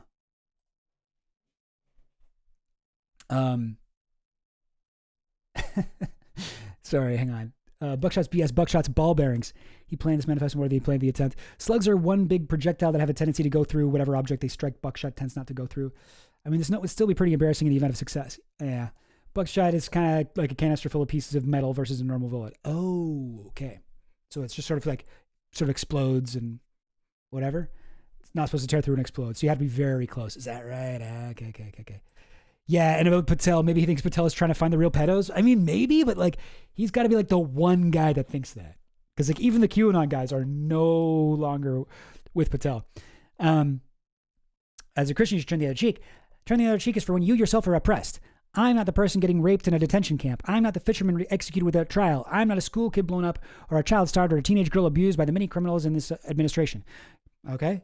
Turning the other cheek is when someone else is oppressed. Is not Christian behavior. Wait, sorry, what? Turning the other... Oh, it is complicity in the oppressor's crimes. Oh, okay. So he's... Okay. Well, all right. Well, okay. Objection 2. This is not a convenient time for you to do this. Rebuttal. I need whoever thinks this way to take a couple minutes and realize the world isn't about them. Blah, blah, blah. I'm not going to read this whole thing. Objection 3. You didn't get them all. Rebuttal. Got to start somewhere. What about objection 3.5? You didn't get any of them. What would you say to that, Cole, Allen, whatever? As a half black, half white person, you shouldn't be the one doing this. Rebuttal. I don't see anyone else picking up the slack. Oof, buddy. Objection 5. Yield unto Caesar what is Caesar's. Now, I don't understand what that means. This guy's obviously like pretty Christian, right? This guy must be, he's like, 2 of these objections are like Bible quotes. Yield unto Caesar what is Caesar's. Unto like, what's the context of that in the Bible? It's like, give Caesar what belongs to Caesar, give God what belongs to God or something like that, like separation of church and state. Is that what that is? The United States of America are ruled by the law, not by any one or several people, insofar as representatives and judges, blah, blah, blah, blah. I would, okay, who cares? Thank you to my family, both personal and church. Okay, personal and church, for your love over these 31 years. Thank you to my friends for your companionship over many years. Thank you to my colleagues over many jobs for your positivity, professionalism. This guy's like giving like an Oscar speech here. Sorry to anyone I'm forgetting to mention, but, shout out to God. Thank you to my students. Oh, no. God. For your enthusiasm and love of learning. Oh, geez. Wow. Yeah, I bet we're going to hear from yes, thank you, Finland. Jesus is talking about a coin with a picture of Caesar. Nice. Oh, yeah, as well. As a mixed person, at least we got mixed assassin representation. I don't think there's any ones I don't think so either. Definitely was his white half that decided to do this, right? Okay, anyway, blah, blah, blah, blah. Thank you to the many acquaintances I've met in person and online. Ooh, that's going to be a thing. For your perspectives and inspiration. Okay, people are going to be looking through this guy's Discord logs for sure. Sincerely, this is the best. Sincerely, Cold Force. This guy gives himself two nicknames. Two nicknames here in his manifesto. Cold Force. Cold Force. Friendly federal assassin. He's like fucking Spider-Man. You're a friendly neighborhood presidential murderer. Alan. Bro, it's cringe to give yourself one nickname, bro. Just give yourself one, man. Guarantee you this guy's a fan of Spider-Man comics. Cold Force. That was his Blue Sky name, by the way. Cold Force. And then he keeps going. It's not done yet, by the way. It's not done after the nickname drop. P.S. Okay, now that all that sappy stuff is done, it's like I wouldn't call any of this sappy. Oh, I guess it is at the end where you're like, thank you to my students. What the hell is the Secret Service doing? Sorry, gotta rant a bit here and then drop the formal tone. Like, I expected security cameras at every bend. Like, and this is kind of sassy. Like, I expected security cameras at every bend, bugged hotel rooms, armed agents every 10 feet, metal detectors at the wazoo. What I got, who knows? Maybe they're pranking me. Is nothing. No damn security, not in transport, not in the hotel, not in the event. Like, the one thing I immediately noticed walking into the hotel is a sense of arrogance. I walk in with multiple weapons and not a single person there considers the possibility that I could be a threat. Yeah, definitely running really, really fast, I feel like, was a dead giveaway. But security at the event is all outside, focused on protesters and current arrivals because apparently no... So is this guy like at the thing, walking around, he's in the lobby, and he's like, update to the fucking manifesto?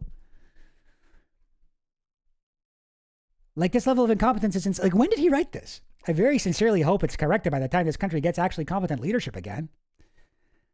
Like, if I was an Iranian... if I was an Iranian agent... I don't know. Is this the first manifesto where the guy is saying like in it like that? I could have brought a damn Madus in here. I don't know what that is. Is that another type of gun? I could have brought a damn Madus in here and no one would have noticed shit. Actually insane.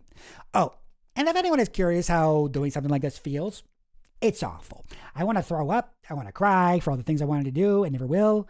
See, now I forget how serious this is, and then we get to this. For all the people whose trust this betrays, I experience rage thinking about everything this administration has done. Can't really recommend it. I would give the experience of being a would-be assassin 1 star. I will give it a 1 out of 10. Stay in school, kids. Dude. Also, I forgot to mention, this manifesto begins with, hello, everybody. Hey, everybody. Exclamation mark. Bruh. Oh, God. All right. So here's that. I feel like we're getting a sense of who this guy is. This guy sees himself as the smartest person in the room. And to be fair, I mean, he may have been the smartest person in the room in the White House Correspondents' Dinner. Not a whole lot of geniuses, but we've got his Blue Sky account. His Blue Sky account is it's not been torched. It's on. I mean, it's it's been suspended on Blue Sky, but you can find it on the Wayback Machine. Cold Force. Okay, so anime profile picture, which again, I'm sure you guys figured that out from everything else about this dude. Hi, I'm a random California guy with posts about American politics, support for Ukraine. And you know what's funny? Ukraine, the last assassin, I forget his name, not the Butler guy. I forget his name, but he was also a big Ukraine dude.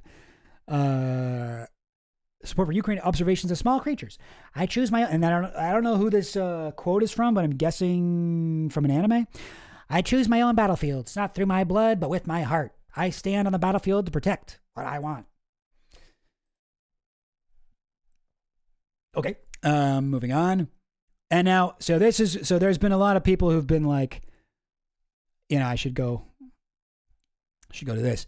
A lot of people have been going like, is this a good time to mention that the Democrats' new darling Hassan Piker said he wanted the blood of the political opponents to run in the streets? Remember, Hassan Piker publicly advocated for President Trump's assassin. Shots fired to the partisan president, or maybe it's time the media, blah, blah, blah, like Hassan Piker, Kenneth Owens. Sh00ter is a brown, light-skinned black Democrat from California who is also a teacher. How much you want to bet he's a Hassan Piker? That's fucking crazy to post this. Laura Loomer. Absolutely no evidence other than he's a fucking black guy. Half black, half white guy. I've seen enough. Arrest Hassan Piker. Like, everybody's blaming it on Hassan Piker. Well, so he retweeted this. So there's this Hassan Piker article. What do you call it on Blue Sky? They have a name for it. Skeeted, right? He re-skeeted this. The rich don't play by the rules, so why should I? Why petty theft might be the new political protest. And then somebody on Blue Sky says, I think that we should simply run on prosecuting the rich for their crimes instead of creating a low-trust society that will sow the seeds for further fascism. And then somebody else retweets that and says, that's right. The voice is too intense. I'll make it so you can still understand it. I spent a lot of time in countries where graft and grifting are the norm. Graft and grifting. What's a graft? Anyway. And I assure you, it is worth a truly immense cost to prevent that from taking hold in our society. You do not want to live in that kind of society. So, like, two people, I guess, like, angry at Hassan for saying that he doesn't care if people shoplift. And then it was reposted by Cold Force, your friendly neighborhood federal assassin. Now there's this one. Usurp the chef. When asked if he'd vote for Gavin Newsom or J.D. Vance for president, Hassan says he'd vote third party. Somebody else says, ContraPoint says, counterpoint. I'm doing the ContraPoint's impression now. Counterpoint. If the Prince of Darkness rises from a fiery portal at the Iowa caucus and declares his opposition to Donald Trump, I will ride to battle with the host of hell. And then another person retweets that. Fucking reskeets that. This is so fucking convoluted, but see if you can follow all the layers of irony here, okay? See if you can follow the many different layers of irony and just try to focus on whether it's an even or odd number. And then you can get what the point was. And this person says, I would simply not vote for the literal biblical devil from hell, but I guess I'm built different. Typical ContraPoints, quote skeet. And then that was reposted by Cold Force. So if you had a hard time understanding, well, who the fuck is saying what to who? All right, let me break it down. First quote is a post about something Hassan said. Second post is ContraPoints making fun, like dunking on Hassan a little bit, doing a little bit of a Hassan, blah, blah, blah. Oh yeah, I would vote for the devil over Trump. And then third one is someone quote skeeting and dunking on ContraPoints so that person is in favor of Hassan, technically, and they're angry that ContraPoints is like platforming Beelzebub, the Lord of the Flies, Lucifer. Like I said, typical ContraPoints, interaction where people are just like, oh, wow, you are ontologically evil and nothing you say is good. And then he reposts that. So this one is, I wouldn't say it's a pro Hassan tweet, but I would say it's a anti ContraPoints tweet, which, I would say it's overall pro. Yeah. See, that's what's tough, right? I guess I misread. I thought he was agreeing with the guy shooting on Hassan. It's a little tough. It's a little tough. Yeah. That tweets the anti the extreme vote bloom no matter who. Yeah. Anti Hassan. Yeah, exactly. So I mean, we got a anti Hassan tweet here and a anti Hassan tweet here that he's retweeting. We got this one. I do not listen to any streamers because streamers are dumb. And this is like something about Hassan Piker. And he retweeted that. So I mean, I just like doesn't seem like he really cares about streamers. And honestly, yeah. Where's the lie? Streamers are dumb. You shouldn't listen to any of them. Except for Chill Goblin. I thought it was entertaining and informative. All right. Thank you. All right. Here is a list of the top likes that he gave to different accounts on Blue Sky. And the most liked account, Will Stancil. Now, I don't really know. I am on Blue Sky, but I don't spend any time there. Jamel Bowie, I know that guy. Angry Staffer, that is basically like the lib QAnon, right? Angry Staffer. Oh, why won't that get bigger? That's not weird. All right, anyway, Angry Staffer's like somebody who's like, I'm a White House staffer and I'm revealing all these secret things. Basically, like QAnon was like, I'm in the deep state, but I'm a white hat. The Onion, Scalzi, Sarah Jung, Ben Collins, Ron Filipkowski, John Boy. I don't really know any of these guys. I mean, I guess this guy really is just the average American with borderline contradictory politics. I mean, I don't know if I would say that. Like, I mean, I think he's, and here's his page. Oh, I don't know. This is an anime, I guess. I don't know what it is. But yeah, he mostly retweets. It's almost all retweets. It's like anti-Elon Musk. This guy's a lib. This guy's a progressive lib. Like, I don't know. Like, I would probably say he's an online internet leftist, And you know what? I shouldn't call him an internet leftist because I mean he did at least attempt some direct action. He did attempt to touch grass at least one time that we know of. Research team estimates COVID caused 23 million deaths. This is an Elon Musk thing. It just defies comprehension. The world's richest man is literally a Hitlerian figure. Here's Jamel Bowie. It's important to emphasize this was the point, and this is about how Elon Musk, when he cut funding to USAID, USAID, millions of children died. Jamel Bowie says, it's important to emphasize that this was the point. This was intentional. Elon Musk is a vicious white supremacist who thinks poor African children ought to die so the world can be whiter. This is about somebody who got put into an asylum by ICE, like a young woman, whatever, tried to just finish high school. I don't really know. But anyway, yeah. This is a thing about Mr. Beast, how bad Mr. Beast is. Yeah, I mean, hey, I think we got one. Like, most of the fucking shooters have been. Both of the guys who shot Trump were pretty weird. Thomas Crooks was the guy in Butler was like a right wing dude, I think, and he had like Googled like, when is Trump speaking? When is Hillary speaking? Like, a lot of these guys are doing it to become famous. Like, their motivations are very similar to like a spree shooter who would go to like a high school and shoot up their school or something like that. Like, they aren't even like always necessarily angry at people. They want to become famous, and they think this is a great way to get in the news. So for a guy like Crooks, it didn't really matter who he shot. But then this guy, I mean, this guy does seem to have had some beliefs. So here's one from him. This isn't a retweet, and he just read Stranger in a Strange Land. Never read Stranger in a Strange Land before. If Musk has, I'll through the voice. If Musk has, it would explain a lot. Origin of grok, polygamy, oppression of South Africa's white minority, a genius with effective autism, reshaping everything around him. There's a lot in there that I could see a younger Musk seeing himself in. That genius also happens to be the richest person in the planet, and by some interpretations of the in-book laws, the owner of Mars. And he doesn't understand jokes. Half the book is him trying to understand humans. All right, more stuff. Anti-ICE.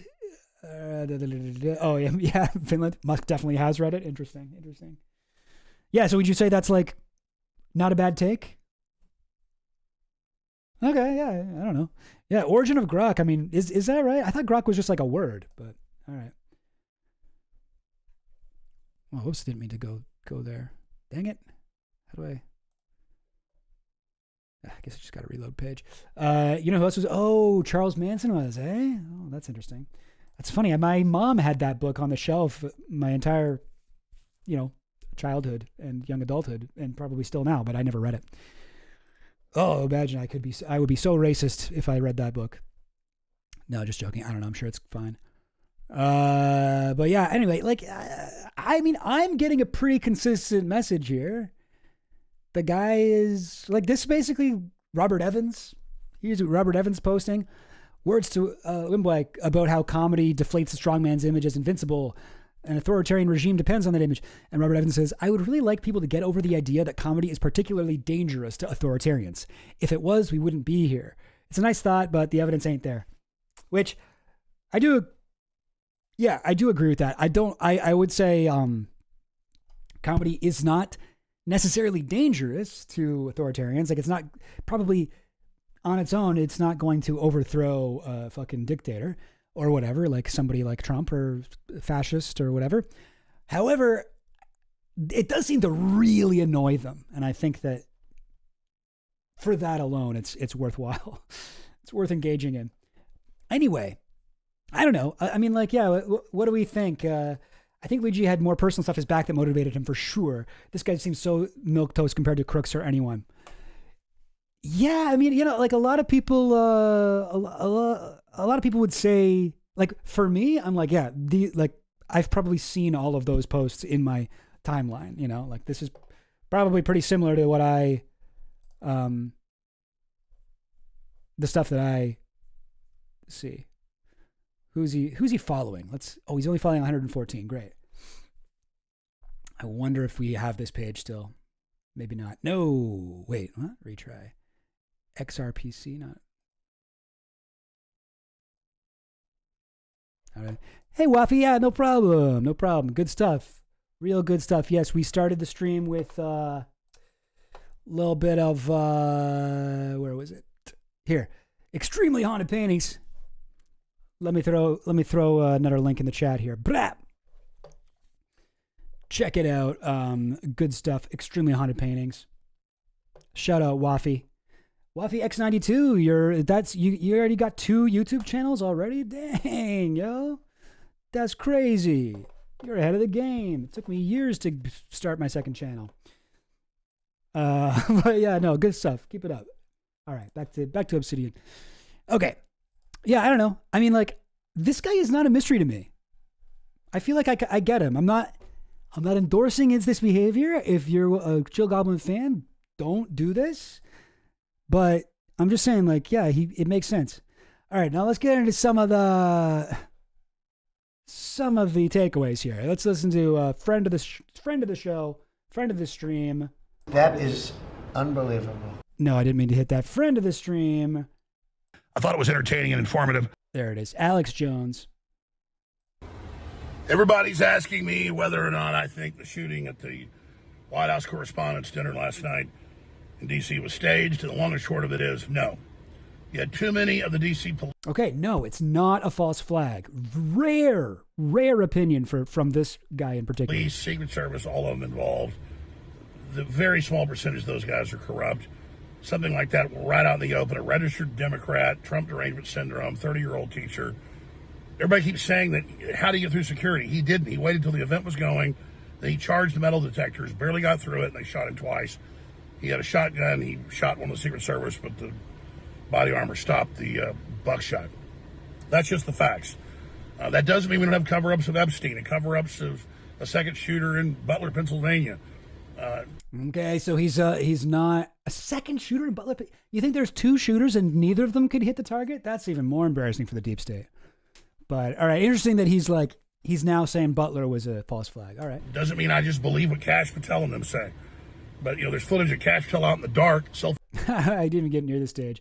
Yeah, I mean, you would have to think if this was a false flag, right? I'm open to the idea that they might do a false flag just for the fucking ballroom or whatever. But like, if it was a false flag, wouldn't he have at least gotten into the room?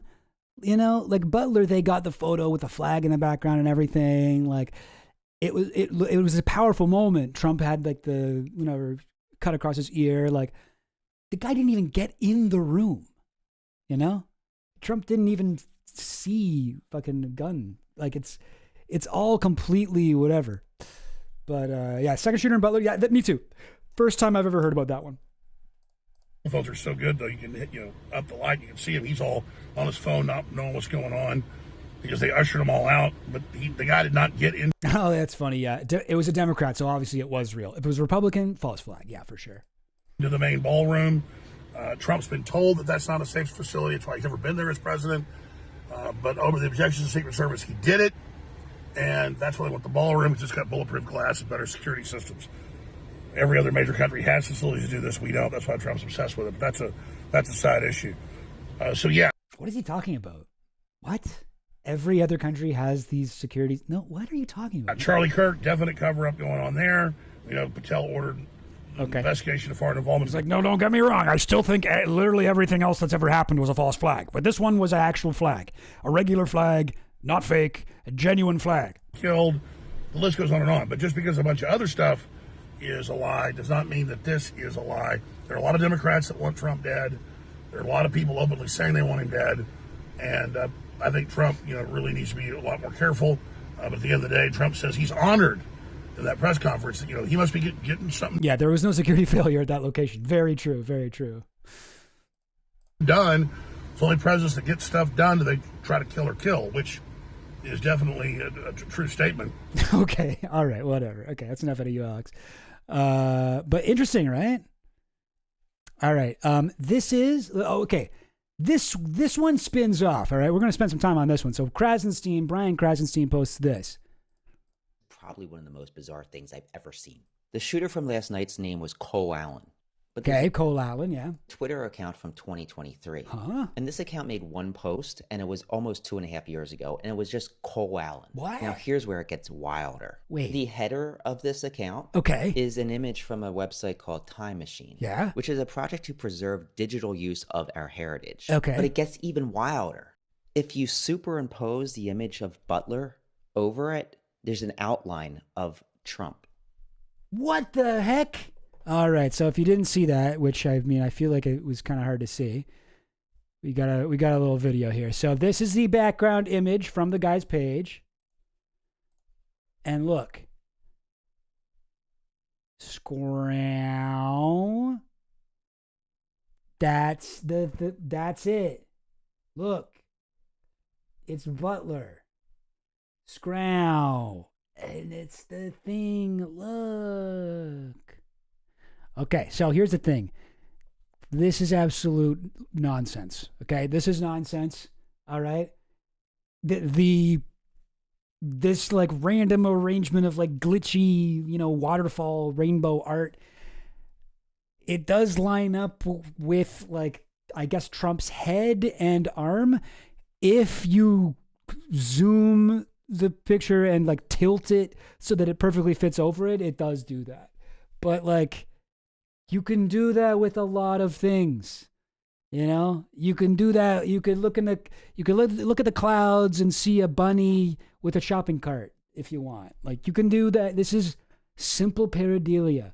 Now the image that we have here, it is actually like, it's from like 2021 or something. It's like it's from years ago. It's from before the assassination. Now, I know it's from a company called Time Machine, but are we really saying like someone time traveled back in time to this Twitter account and put the fucking thing in the background? Like, is that what we really think? Like, that's crazy. This is a genuine tinfoil hat stuff. And yeah, I'm surprised at how many people are like super into it. But yeah, okay. Like, a lot of people have gone nuts with this one. Profile created before Trump's elected. Only posted the name of Trump's attempted shooter last night. Banners from a European time travel project that focuses on 4D simulations of past, present, and future. Profile names a NASA employee who worked with the shooter. I don't believe that all that is true. But, whatever. I don't know. I've seen like a lot of people commenting on this. This guy says, this technique's well known. Create an account. Set the profile to private with hidden posts. Write posts with names or events. Example, the name of the Pope's death. The date of the Pope's death, rather. If the event happens, you delete everything else and leave only the matching one. Make the profile public. Yeah, so this is like, I guess this guy's saying it's a random thing. I mean, I don't know. Cole Allen, like, is it so hard to believe that somebody might have just tweeted that out? Maybe that guy, maybe this is one of his accounts. I don't know. Yeah, Henry Martinez, this has to be a very common name. Candace believes he's a time traveler. Okay, all right. So some people think that. Some credible people. But yeah, you'll see people kind of going nuts with that one. Let's check in with Tucker Carlson. Was this just a coincidence or another staged incident? Another staged incident. Classic. It'll be funny. It'll be entertaining. Carolyn Levitt? Leave it to Beaver? There will be some shots fired tonight. Shots fired. Hours before. I mean, it's at a fucking White House correspondent. They do like a roast. They do like a roast of the president, and the president roasts back. Yeah, there'll be shots fired is like a normal thing to say. For the chaos, Caroline Levitt told America to watch tonight because Donald Trump would bring the heat and there would be shots fired. Then suddenly, real shots were fired near the White House Correspondents' Dinner. Shots fired. The Secret Service rushes in and they let Trump continue to sit there. And now they're going to resume the White House Correspondents' Dinner and Trump still plans to deliver a speech. I'm not saying this was staged to boost Trump's tanking approval numbers, but it certainly looks odd. Trump was rushed out, guests hid under tables, Secret Service swarmed the room. So the question everyone is asking now, how did they know? Was shots fired just political slang or a chilling phrase that... Political slang, dude, it's like common parlance, man. Shots fired. You never heard that before? This is like, I've never heard this slang. I'm sorry, that's not a Tucker Carlson voice. How does he talk? I've never heard this slang, and I don't know what it means. I'm worried that this could be, she was saying that they were going to try to kill Donald Trump. Now, why would she do that if she really was part of the cover-up? I don't know. It aged horribly within hours. Americans deserve transparency. If this was a real attack, security failures must be exposed. If it was political theater, that would be one of the biggest manipulations in modern history. Until the full truth comes out, millions will keep asking the same question, coincidence or calculated. Okay, cool. All right, and here's all the people blaming Hassan Piker. Did I have anything else? I think that's pretty much all I got. Yeah, I don't know. Is there anything else that I should look at here? I don't. Okay, well, I'll give you my take. Yeah, I think it's pretty silly to to assume that this was fake. Like, if you were going to stage a false flag assassination attempt, you'd make it look a little bit better than this. Okay, you'd have him get in the room. You'd have Trump get whatever shot in the ear. You'd have a bullet hole in the wall behind Trump's head, at least. Okay, you would make it look better. As is, it did not look that good to me. That's the most convincing evidence. But aside from that, I mean, I don't know. The guy has like a full online presence. It's very easy to figure out what his beliefs are, what his motivations might have been. He's got, it's like one of the least successful assassination attempts in history, probably. But it's very, very low chance, I would say, that this was a false flag. False flags happen. Yeah, no, false flags definitely happen. I'm not like a total skeptic on that. I think false flags are one of the types of conspiracies that are sometimes actually true. There are some types of conspiracies I pretty much write off instantly. Crisis actors being the main one, I think. But false flags, like they do happen. Not all flags are real. In the first attempt, Trump aura farmed and did his whole little fight thing. This one, he didn't even know what the fuck was going on. If anything, this was the least likely staged one. Yeah. I mean, like, you see people in the room and they're all like, what? We got to move? Okay. And it's because the guy didn't even get in there was just like a noise outside, and then it's like, we all gotta go. You know what I mean?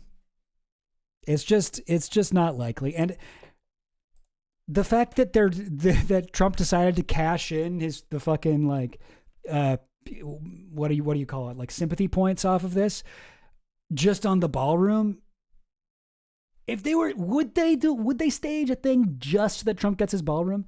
He's going to get it anyway. What will be the point of that? It's just like, there's nothing here. Is U.S. C-SPAN footage yet? In what world does USSS, Secret Service not move president for over 30 seconds after gunshots?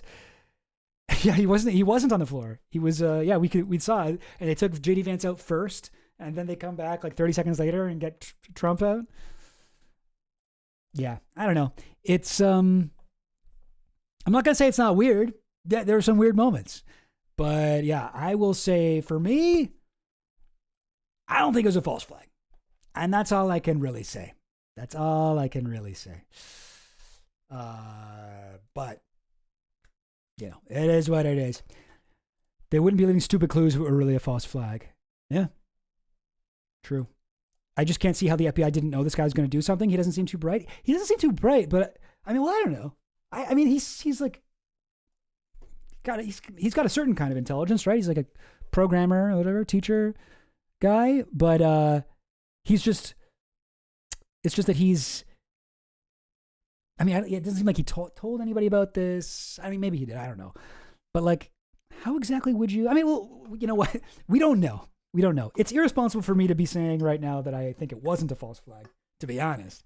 I do think it's kind of nuts to be like, this is definitely fake. This stinks to high heaven, like a lot of people are doing. I generally think, you know, we got to wait like a month before we can have a truly informed opinion on stuff like this. But for right now, if we are going to jump to conclusions and speculate irresponsibly, which is the whole point of this stream, irresponsible speculation, I do think that we got to be like pretty reserved in our conclusions. So for now, I'll say I don't think it's a false flag, but I know. All right. What's this you're sending me, Finland? I'll check it out. Cabinet members, you're saying at 4:06? This part. Oh, right. I forgot to read this. Okay, so this is the, okay. Let's listen to this. Hang on. Press secretaries, us are going to be able to make it. But of course, there are people, there are media outlets that have multiple reporters, so I don't think any of us are going to be able to. Sorry, hang on. I guess it doesn't really matter that you guys couldn't see this, but I'll put it so you guys can see. To make it, but somebody else will get there. I want to just quickly tell you, I was sitting next to Caroline Levitt, the press secretary's husband. He was one of our guests. He was seated right next to me, and right as the dinner was starting, the national anthem happened, and then he kind of leaned over and said, I watched you on TV, you did a great job. You need to be very safe. And he was just very serious when he said that to me. And he kind of looked around the room and he said, there are some. And I do believe we have Brett Baer. Oh, okay, so yeah, I guess it cuts off there. But on the actual clip, like it doesn't just end. Like her call just drops, and then there's like a few seconds of silence, and they're like, "Are you there, Aisha?"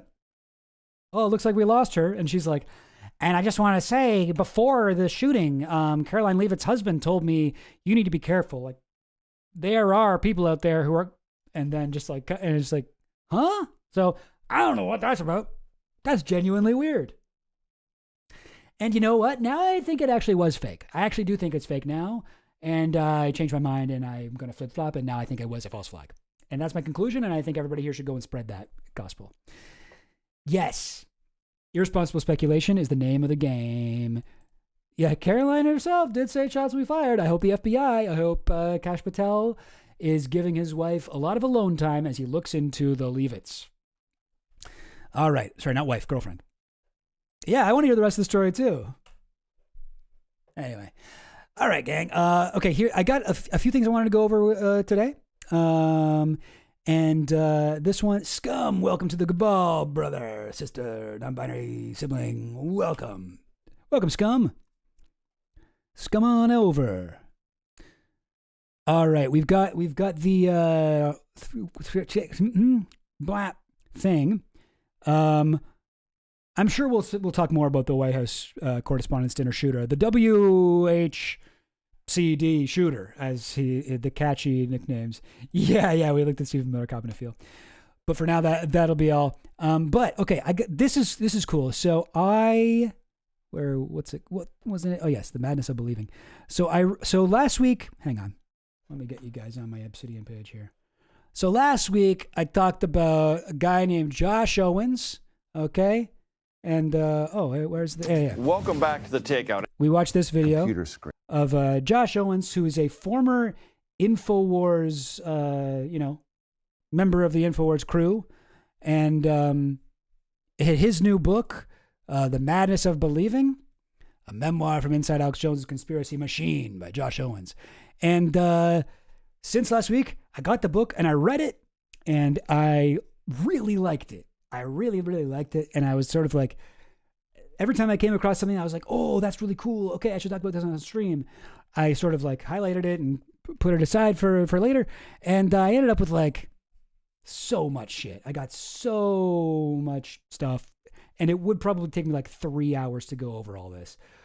So I'm not going to do that right now. I won't go over everything, but I'll go over a couple things, and then maybe we can kind of come back to it and do a little bit of, dipping into the Madness of Believing well. Oh man, it would be so cool to have Josh Owens on stream. I wonder if I could do that. Just thinking out loud here. I'll try and reach out to him, see if he wants to come on and have dozens of people learn about his book. But yeah. Amazing timing for sure. Does Owens talk about the good reasons people stop trusting the establishment? Yeah, I think, he gets into that. He talks about like his own things, whatever, but, it's so interesting. And it like a lot of it I felt like was confirming things that I thought already about Alex Jones. And some of it was like new information. I'll start with this. This is the grossest thing in the whole book. So he worked for Jones, right? He was he got hired right at a film school to be like his camera guy, and he ended up doing like so much shit for him over like many years. Like how long did he work there? Like at least a decade. He never mentions Steve Pachenik, which is a real shame. But he talks about a lot of people. Okay, I'll just read this, because it seems like, here, I'll just read it. You'll get the idea. So this is the first day he's there, his first day at InfoWars. After the show ended, Jones came back to the war room and beelined to the corner door, which turned out to be his private bathroom. I could hear a muffled jangling sound, intense grunting, and then a flush lasting all of 30. I bet constipated Alex Jones does some intense grunting. Yeah. And then a flush lasting all of 30 seconds. When he came out, he stood in the middle of the room, buttoning his pants, staring at the television, playing a rebroadcast of his show. Once the Alex Jones show ended, the 3-hour stream restarted in a continuous loop until the next live broadcast. "Somebody shut this off," Jones said, wiping sweat from his brow. He looks at Josh Owens and he goes, "I bet you weren't expecting to learn on your first day that it takes Alex Jones 30 seconds to take a shit," he said, laughing. Now that's weird. This is like the first thing he says to this guy, right? This guy listens to him shit, and then he's like, "Oh, that was pretty quick, huh? Impressed?" This guy, it seems, this guy, as like a power move, forces his employees to listen to him defecate, because it comes up like several times in the book. And I'm just going to read them all to you. So this is going to be gross, but here we go. "After a confrontation with the MSA, blah, blah, blah, Jones instructed me to gather my things and move into the war room. This was the inner circle of InfoWars, where Jones spent most of his time, where Dew, Tillman, and Carlos were based, conveniently adjacent to Jones's private bathroom and where I would be stationed." This is after he's done something out on the road. He did something that really impressed Alex Jones, and he's like, "Okay, now you're in the inner circle. Come here. You're going to sit right next to my private bathroom." Each morning, Jones would burst into the office, radiating whatever emotion gripped him in the moment, be it joy, rage, excitement, or disgust. He then retreated to the bathroom where he would shower and make no attempt at discretion with his bowel movements, sometimes stepping out in only his underwear to continue conversations or hanging upside down on an inversion table, growling and screaming as his spine realigned itself with loud cracks and pops. Oh, God. All right. This guy's not poop shy. Yeah, okay. He disappeared into, this is just another part of the book. He disappeared into the bathroom. The sound of urine echoed through the open door, splashing into the toilet water and then going silent as he either hit the seat or the floor. Shit, I heard him say, riding his stream back into the bowl. This was followed by a flush, running water, and the flick of a light switch as he walked back out. I'm like, damn, dude. Like, there's like several times in the book, he's like, yeah, and then I had to listen to this guy fucking shit again. Yeah, good friends with Caitlin Bennett, poop girl. Like, it seems like this is not like he's accidentally doing, he's like, he wants the people closest to him. This is like a power thing for Jones, I think. But yeah, every time in the book, he's like, Jones went into the bathroom. I'd be like, oh, okay, here we go. Let's imagine Alex Jones taking a shit. Yeah, too much info wars. Too much information wars. Exactly, Mr. E. Tim Onion absolutely should hire CJ. Yeah, right? Thank you. Are they going to hire you for the new info wars? Yeah, I'd love to. You know what? I did actually check out the Onion's recruiting page, but they're not currently hiring. But I would apply if they were. I don't know what I would do, but yeah. Oh, here's another thing. So, well, last time we talked about him, I was kind of clowning on him because the one segment that they read from his book on here sounded really like Shakespearean. I think it's actually right here, this part, where he's like looking at the book. If behind the veil, someone who worked for Jones for many years, and I sat down with the author, Josh Owens. Here's some of that conversation.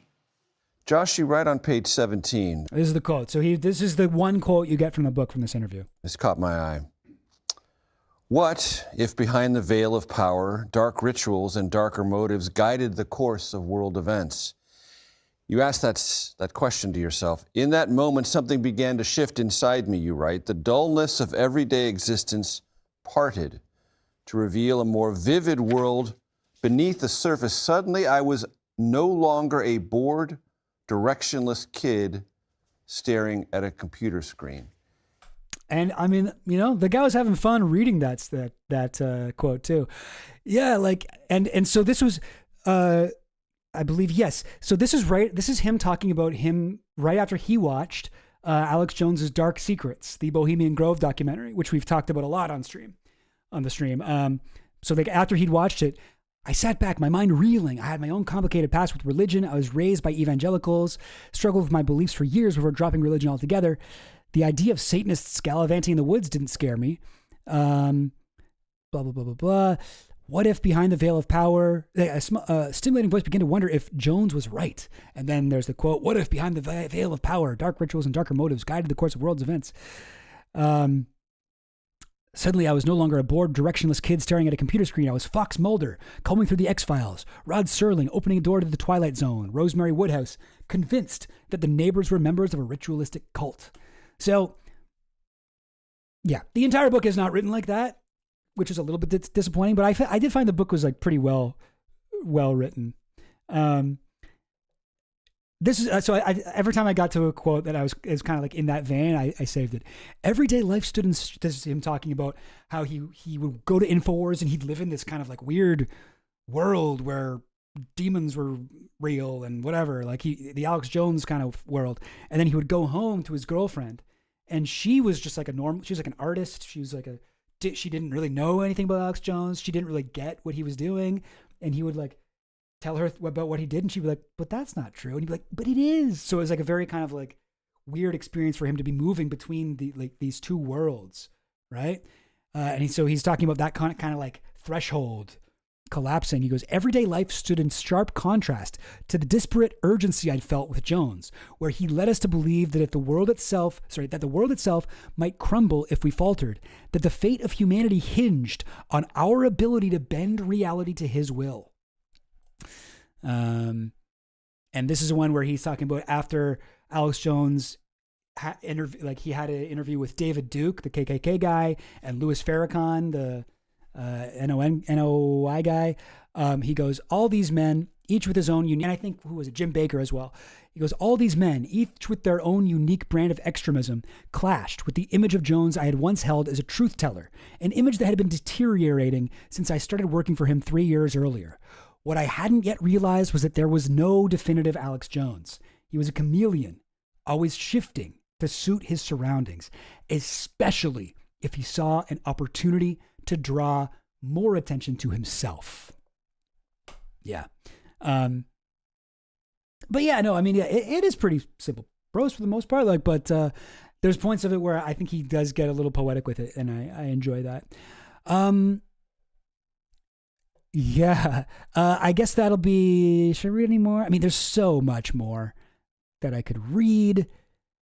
Well, yeah, okay, I'll read one more thing just because, you know, can't just let it all go. Oh, here's some stuff about Joe Rogan, who we know is friends with Alex Jones. But I didn't realize how far back Rogan and Jones actually went and how influential Rogan was to growing Jones's brand early on. So get this.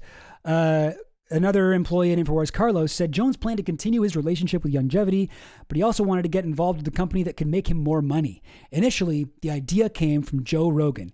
He and Jones had been friends since 1998. And as Rogan had successfully hawked supplements on his own podcast, he encouraged Jones to do the same. Did you guys know that? So the reason that Alex Jones started selling supplements was because of Rogan. Like, supplements is what made Jones rich, you know? But that was like a tip from Rogan. Isn't that nuts? This wouldn't have been the first time both Rogan and Jones were business associates. Kevin Booth, the comedian Bill Hicks' production partner, founded a company called Sacred Cow Productions. This outfit released Rogan's first stand-up special in 2001, Live from the Belly of the Beast, which began with Jones and Rogan wearing bush masks, getting high, and wandering around Texas State Capitol. Sacred Cow also produced Jones's film Martial Law 9/11, Rise of the Police State in 2005. And Stubbins, my boy Stubbins over here. Stubbins, what's your pronouns? Can I call you my boy? Dug this up. Oh, I guess this is from Wikipedia, but this is Sacred Cow Productions. Quite an interesting list. So this is the Wikipedia page. So I'm used to like students digging up like some crazy like dark web, rare footage, whatever. But I guess this was just a screenshot from Wikipedia. But still want to give you credit. Sacred Cow Productions. So this is like a list of their shit. Bill Hicks, Sane Man. Is that a video documentary? Is that like the documentary about Bill Hicks, or is that like no? Because Bill Hicks was still alive in 1989, right? So is that like a Bill Hicks special? Can't quite remember. I really like Bill Hicks. It's been a while since I've done the deep dive and watched all his shit. I'm guessing that's a special. Ninja Bachelor Party. Was that a movie you stole the name Clarence Mumford from? Really? Whoa, crazy.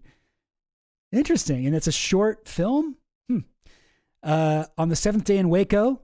And Waco is a event that Bill Hicks and Alex Jones were at, so they might have met each other. And Timothy McVeigh. Bill Hicks, United States of Advertising.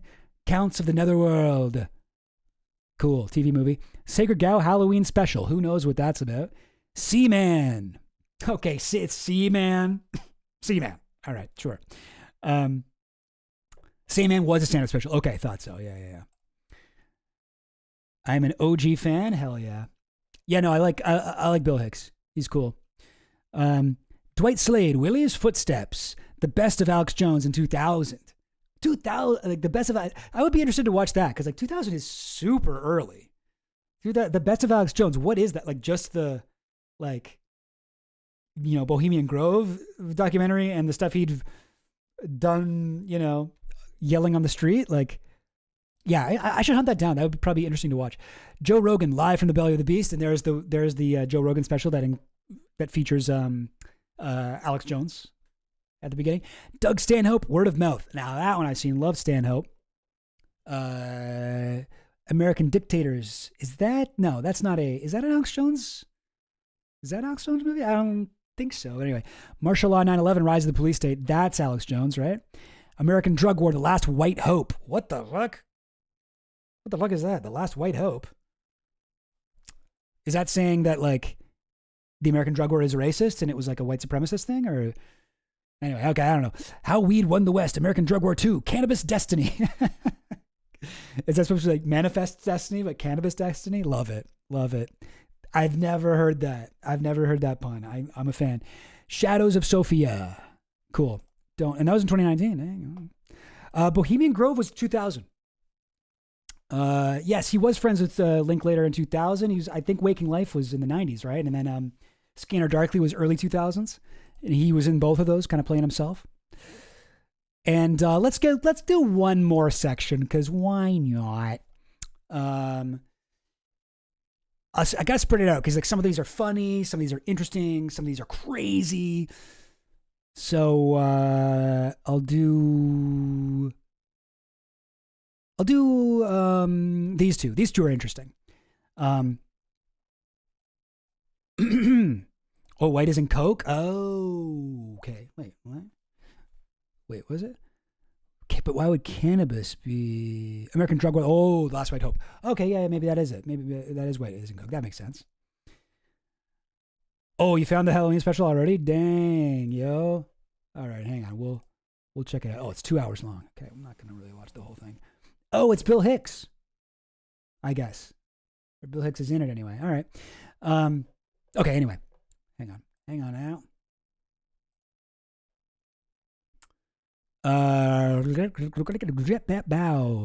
Yeah, here we go.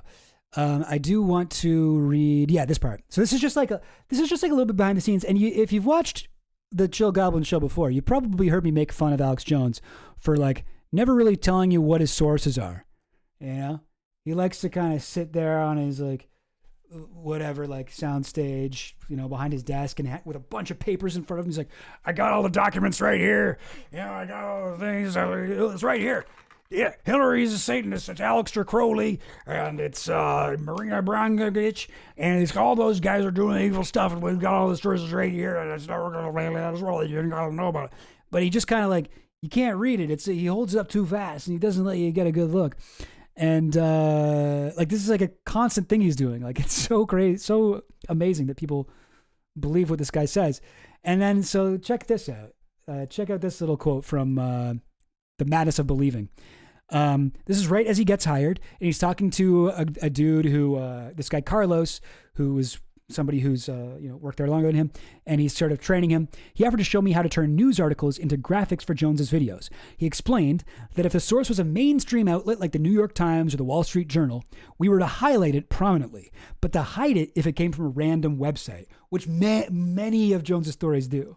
So like Drudge Report shit and like, all of these random stuff, wearenews.com or whatever.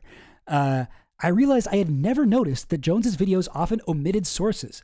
Carlos added that if Jones mentioned a source to support one of his theories, I had to at least attempt to find an article to back it up, emphasizing that the content itself didn't matter. What counted was the headline. And I mean, like, maybe Alex Jones is a pioneer on that, but like that is how everything works now. That's how it all works, is everybody's like, no one's got time to check into the content of it. It's like, you see a headline that kind of makes sense. Like I see Andrew Callahan doing that in his videos. Obviously, like people like Tim Pool and shit. Like Tim Pool, like notorious for never reading beyond the headline. But yeah, it's great, interesting having it. This is something that I've long noticed about Alex Jones, like spelled out like this from a guy who's actually there. And this is interesting too. And this is from Do, another guy who worked there. We have a quota now, he said, grimacing. 1 report a day, no exceptions, not including the nightly news. Other than that, no real information. Dude just kept shouting, churn and burn, churn and burn. Now, this was the motto Jones threw around often. Instead of the phrase's original meaning, a union-busting tactic to bring in new, non-union workers to diminish the power of the union in a workforce, Jones used it to refer to the creation of endless content. Churn, out reports, squeeze as much material from a given story, and burn it by rapidly moving on to the next newsworthy item, replicating to death any story or concept that went viral and chucking what didn't. This was the operating system of InfoWars, the only mission statement I was ever made aware of. Quantity, not quality. And that makes so much sense. And this is also how, like, a couple interesting things here, I feel. This is also how Alex Jones is able to be like, I was right, look, oh, I was right again. And he'll point out all the things he was right about. It's because the guy makes so many, like, you know, predictions and claims, and like it's constantly like, what's gonna happen, that's gonna happen, this is gonna happen, that's gonna happen, this is gonna happen, and don't you know they're secretly doing. And then anytime any of the many things that he said sort of comes true, he'll be like, I told you, we're a Nostradamus over here, we're not making things up. It's because of this policy. And I also think it's funny that churn and burn is the fucking slogan, because like he says here, the actual expression is about union busting. Like hiring new workers, right? Get like churning in new workers, whatever, scabs, diminishing the power of a union. And it's just like, because Jones comes from this like John Birch Society, like family, and is like really kind of motivated by a lot of these like, you know, elite motivations, like this kind of libertarian, small government, keep government out of big business, let business do what they want, basically like unfettered capitalism, the free market, run wild, laissez-faire, approach. Because of this, he's probably heard people talking about churn and burn and just not quite understood it, you know. But that's a union busting slogan, or slogan, whatever, motto, I don't know what you call it. Yeah, I guess it's a slogan. And yeah, that one maybe. Anyway, okay. Well, this one I feel like is worth getting into on its own. But yeah, really interesting book. I'd like to get more into it, but I don't want to bore you guys. Let's leave it there for now. And yeah, we'll be returning to this because yeah, I really like this book. I highly recommend it if you're interested at all in this kind of stuff. Yeah. All right. What else I want to talk about? Okay.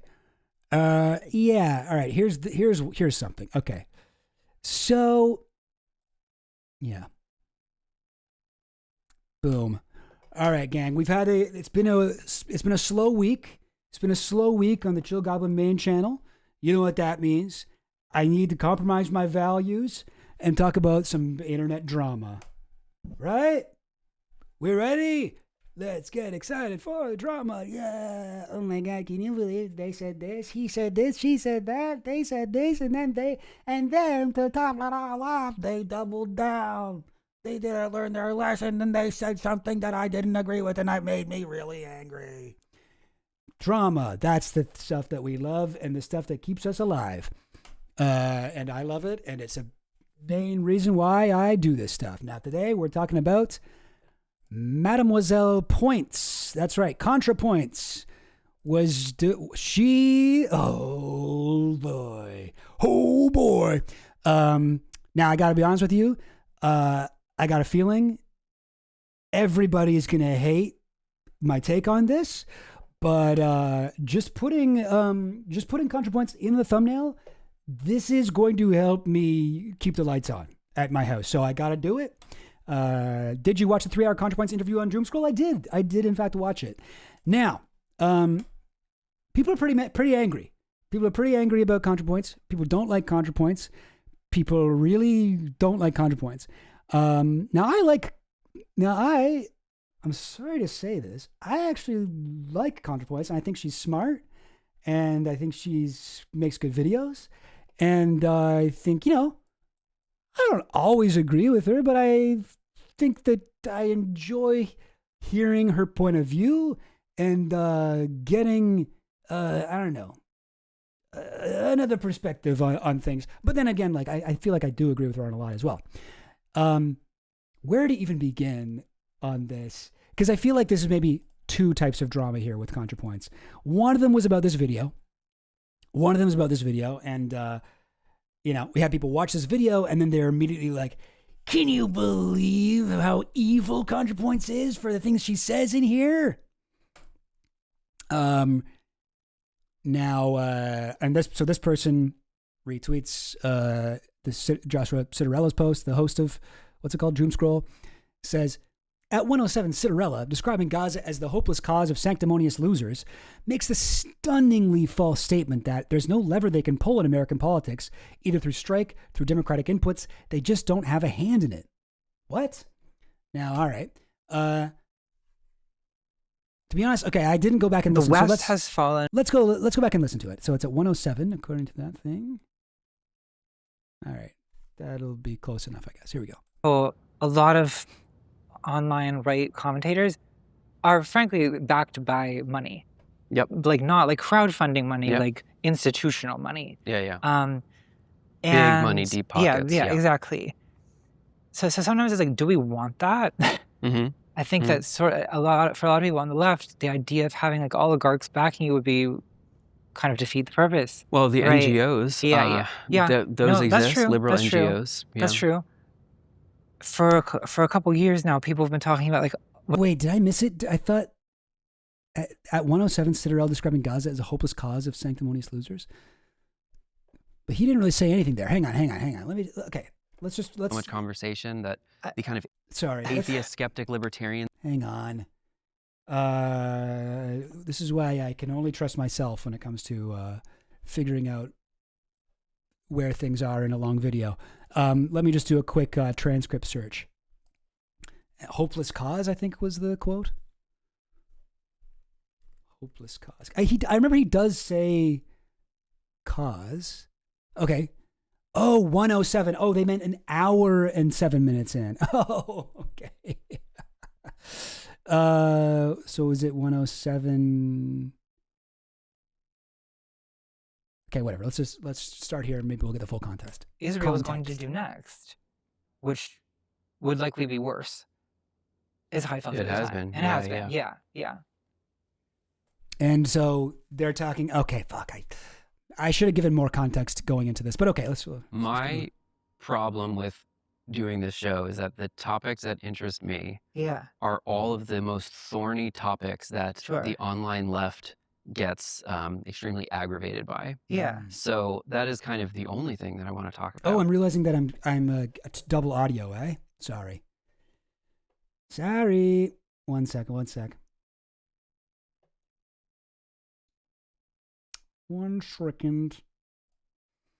Okay, so you know what? Okay, you guys are less pissed about this than I expected. Okay, that's good. Yeah. 7 out of 10 times she's right. Yeah, honestly, hey, who does better than that, really? And in that post that you're talking about, I think it was Instagram. Okay, you know what? All right, I'm sorry. Let me back off of this a little bit. And they are talking about a post that people got very upset about. And, I will admit, I disagreed with this as well. You guys have probably seen this. This is a post she made on, I think, Instagram. Is that where this is from or something? Where she was talking about how many leftists feel betrayed because I haven't made a video on Palestine. Hang on. Can I make this bigger? Or no? Okay, I can make it a little bit bigger, but not that much bigger. Many leftists feel betrayed, haven't made a video on Palestine, haven't done this, haven't done that. Oh, come on, what? Okay, so it always has to stay the same size. Let's go back to Chrome, yeah? I thought so. All right. Boom, bap, pow. Now we can see it in its full glory. And so this was the post. People were furious about this. Many leftists feel betrayed because they haven't made a video on Palestine. Do they actually want a ContraPoints video about Palestine? Will they be Is Israel committing a genocide in Gaza? Yes. Do I oppose it? Yes. Do I feel angry about it? Yes. I also feel a lot of other things. So straight out the bat, it's a genocide. She opposes it. She's angry about it. And then she's like, here are the other things I feel. And then she divides the rest of it into kind of, I guess, sections of how her yeah, they're divided into sections about her feelings. Each one is about her feelings about it. And her feelings about it, basically, I'm just going to kind of sum it up because we don't have time to read the entire thing. She's basically saying, yes, obviously it's a genocide, Israel's an apartheid state, all those things, but I felt a feeling of doom because of the way people were reacting to it. There was no strategy. There was like the way that leftists on Twitter where people were sharing all these posts of, dead children and all these horrifying like images of genocide and slaughter, and like the aftermath of just like pure like cruelty, like carpet bombing and whatever. And this was just making people more aggravated. It was intensifying anti-Semitism and making people like lose their minds. And at the same time, nothing was being done that would help Palestinians because everyone was just angry. And people like these leftists, maybe they were right, but they were drawing the line too far. Like they were saying anyone who even thinks that Israel has a right to exist is a Zionist and they're out of our coalition and yada, yada, yada, yada. So, yeah. So reading the post that she made that made me unfollow her. Yeah. I'm sure you guys have seen the post, and I'm certainly not going to like defend her overall points. I don't agree with what she's saying here. That like I don't like, and she's sort of unclear. But I guess it seemed like she was sort of saying we shouldn't be sharing these images of murdered people and murdered children. It's not going to help. It's not going to change anything in Palestine. In fact, it might even make things worse because people won't vote for Kamala Harris, or people didn't vote for Kamala Harris and they voted for Trump, and Trump got in. Trump is even worse than Kamala. And like, I guess like, so here's my thing, right? Okay, you may disagree with what she's saying. I know I do, and I think like probably a lot of people do. But I will say I understand what she's saying.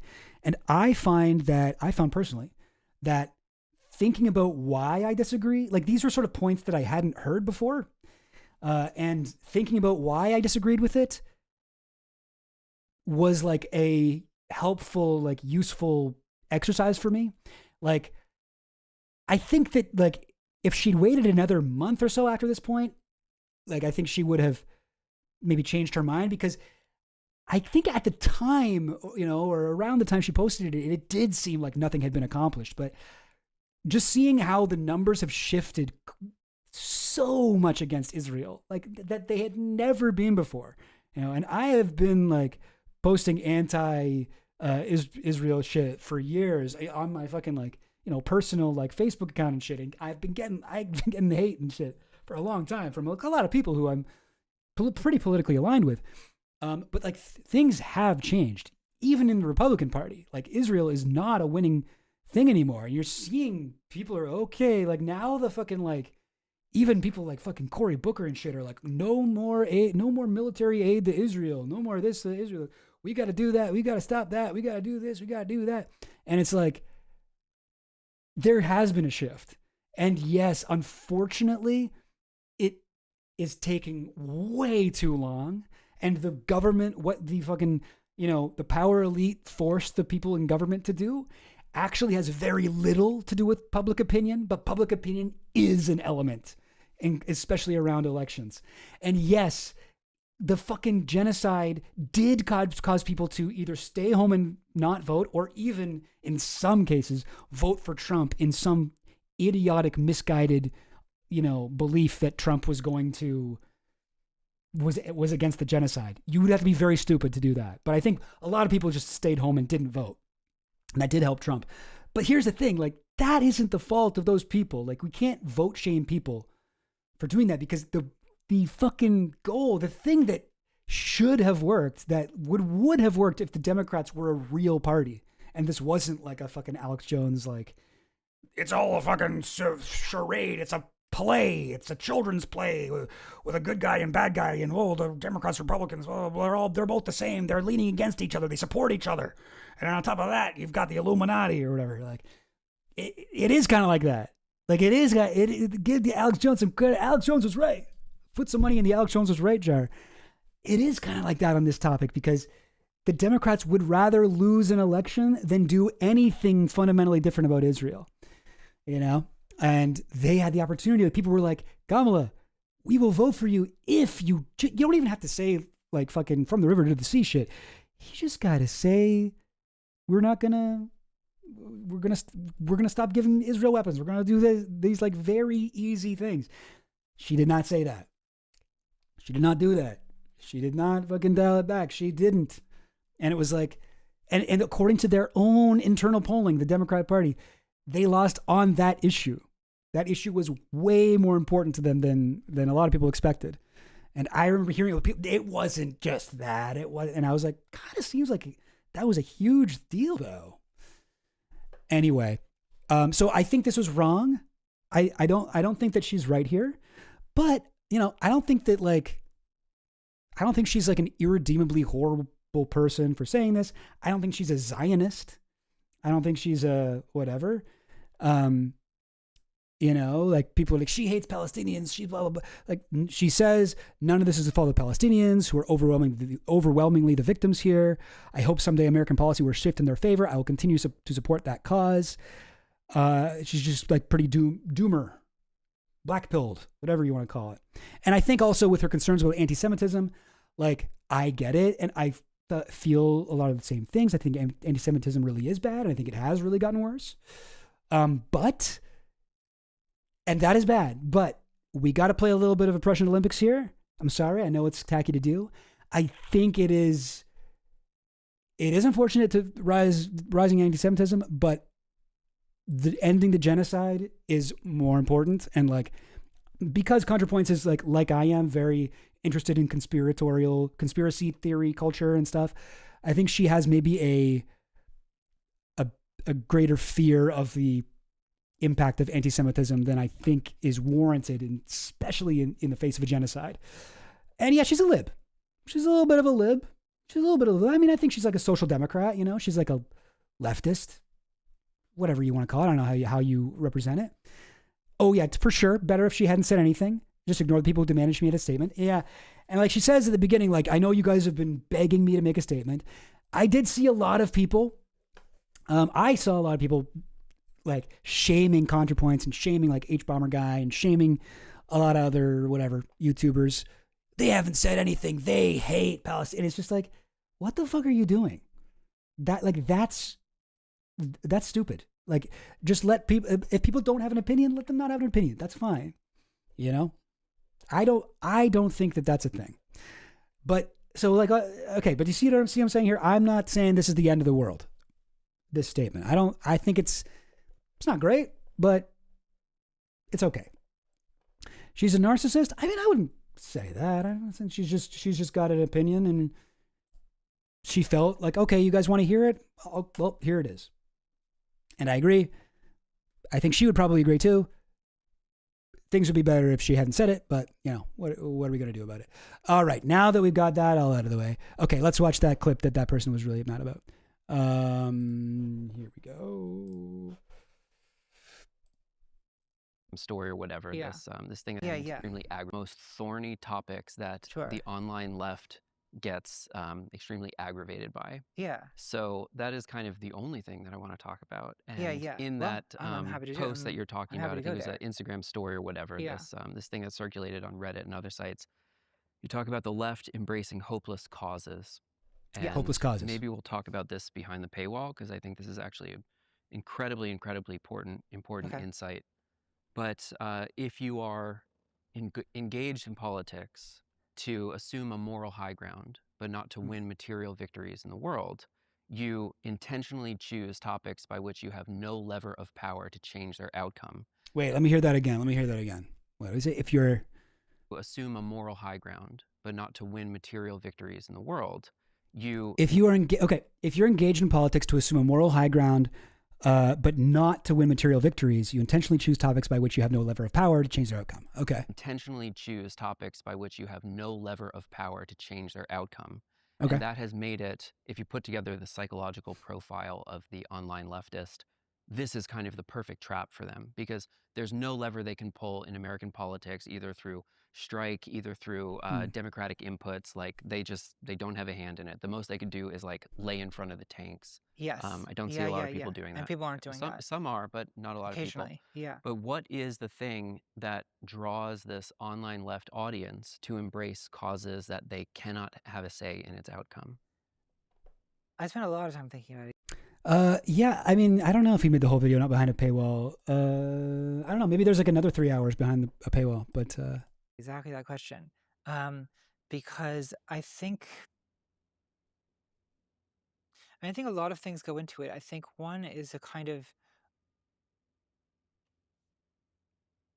people's identity becomes oppositional. Like when you identify yourself as a radical, you think of yourself as anti-establishment. That is who you are. That is the basis of all of your moral principles. Which sort of also implies that you don't want to be the establishment, or you don't want to even be associated with the establishment.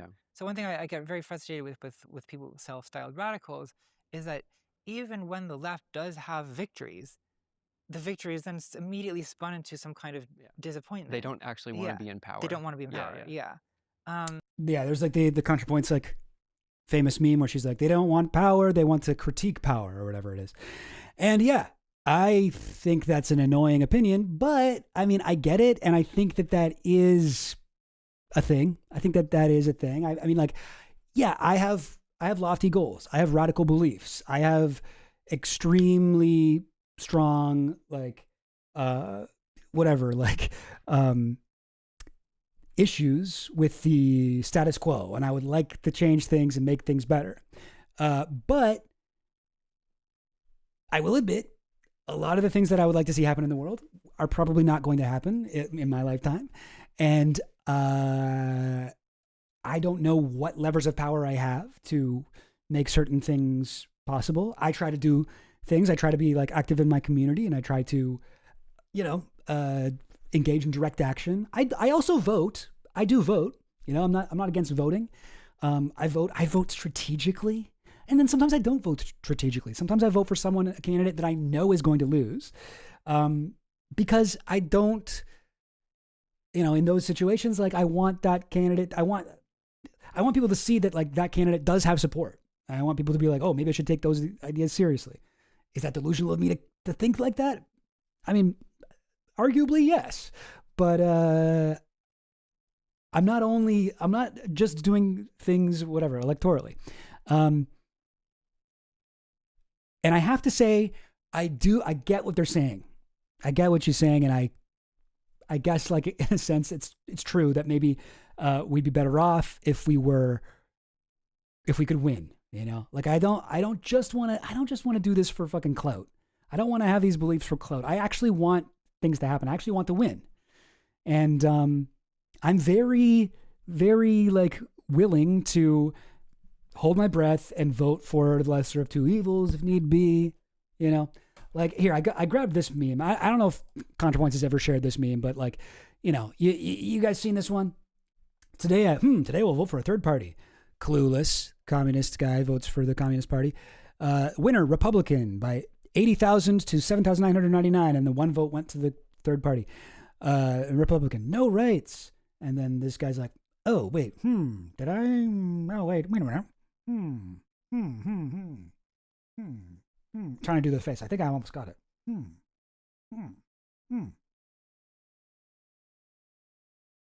Oh man, that was kind of hurting my face for a second, but I think I pretty much got it. But yeah, so I find this annoying. Okay, I find this annoying. I don't think it's. And I'm sure you guys have seen this before, right? Like, I find this meme annoying, and I sort of grumble and like, and I don't think it helps to vote shame people. Like, I just don't think that that's a helpful strategy either. But at the same time, I mean, yeah, this is the thing, right? Many elections have happened. Like, obviously, this is like an exaggerated 80,000 to 79,999. But this has happened, right? Like the margin of victory between the Democrats and Republicans in the U.S. has been like less than the votes that the Green Party got or the Libertarian Party got. You know, you look at like Ross Perot ran as a third party candidate, and he pulled votes away from Bush and gave the election to Clinton. Like, first past the post voting system is like fundamentally anti-democratic. We've got it in fucking Canada too, and we've got a 3-party system here. That's fucking bullshit. And I have many times voted for the third party in the Canadian elections and basically thrown away my vote. And yeah, that's annoying. That's annoying. But like, yeah, you know what I'm trying to say? So like, yes, ContraPoints is not a communist. She's not saying she's a communist. In this interview, she talks about how like, I'm confused why people watch my videos and then become communist. But I do think like I watched this guy's what's his name, Ebb and Flow, or the Ebb Knows. Yeah, Ebb and Flow. This guy's content. I don't know if you guys have seen this dude. I think he's really good. Fairly small channel, but growing anyway.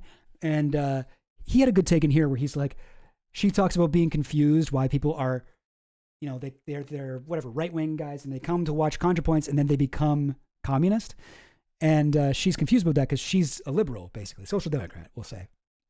And he points out like it actually makes sense because she was positioning herself at the like beginning of the alt-right pipeline, this YouTube pipeline where people were they'd start by watching PewDiePie or Joe Rogan, and then they would forward them down the rabbit hole to Ben Shapiro and Jordan Peterson, and then they'd eventually be watching fucking whatever, Styx Hexenhammer or like some Nazi or whatever, right? Like you get into like Gamergate shit.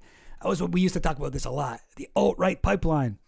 And she was positioning herself at the head of that pipeline too, and she became part of the bread tube pipeline or whatever, like the alt-left pipeline, whatever we want to call it. And she was exactly in the right spot to pull people away from the right, but people who were ripe for radicalization, political radicalization. And I think that's like really true. But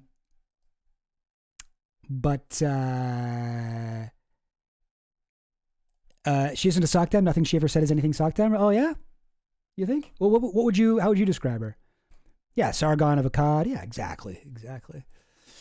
I would say for sure, I would call her a sock dem. I mean, she's like that. Like, and the other thing is like she's got she's got opinions, you know, that I don't agree with. But like, they're like she has better opinions than like probably 90% of the people in my family and my friends and my whatever, like my large circle of acquaintances. And like, I have no issue, like whatever, supporting her and stuff. I do think a lot of the hate towards her is like, and I don't want to play identity politics here, but I think there are a lot of, cis men who don't get this much hate, right? Like, okay.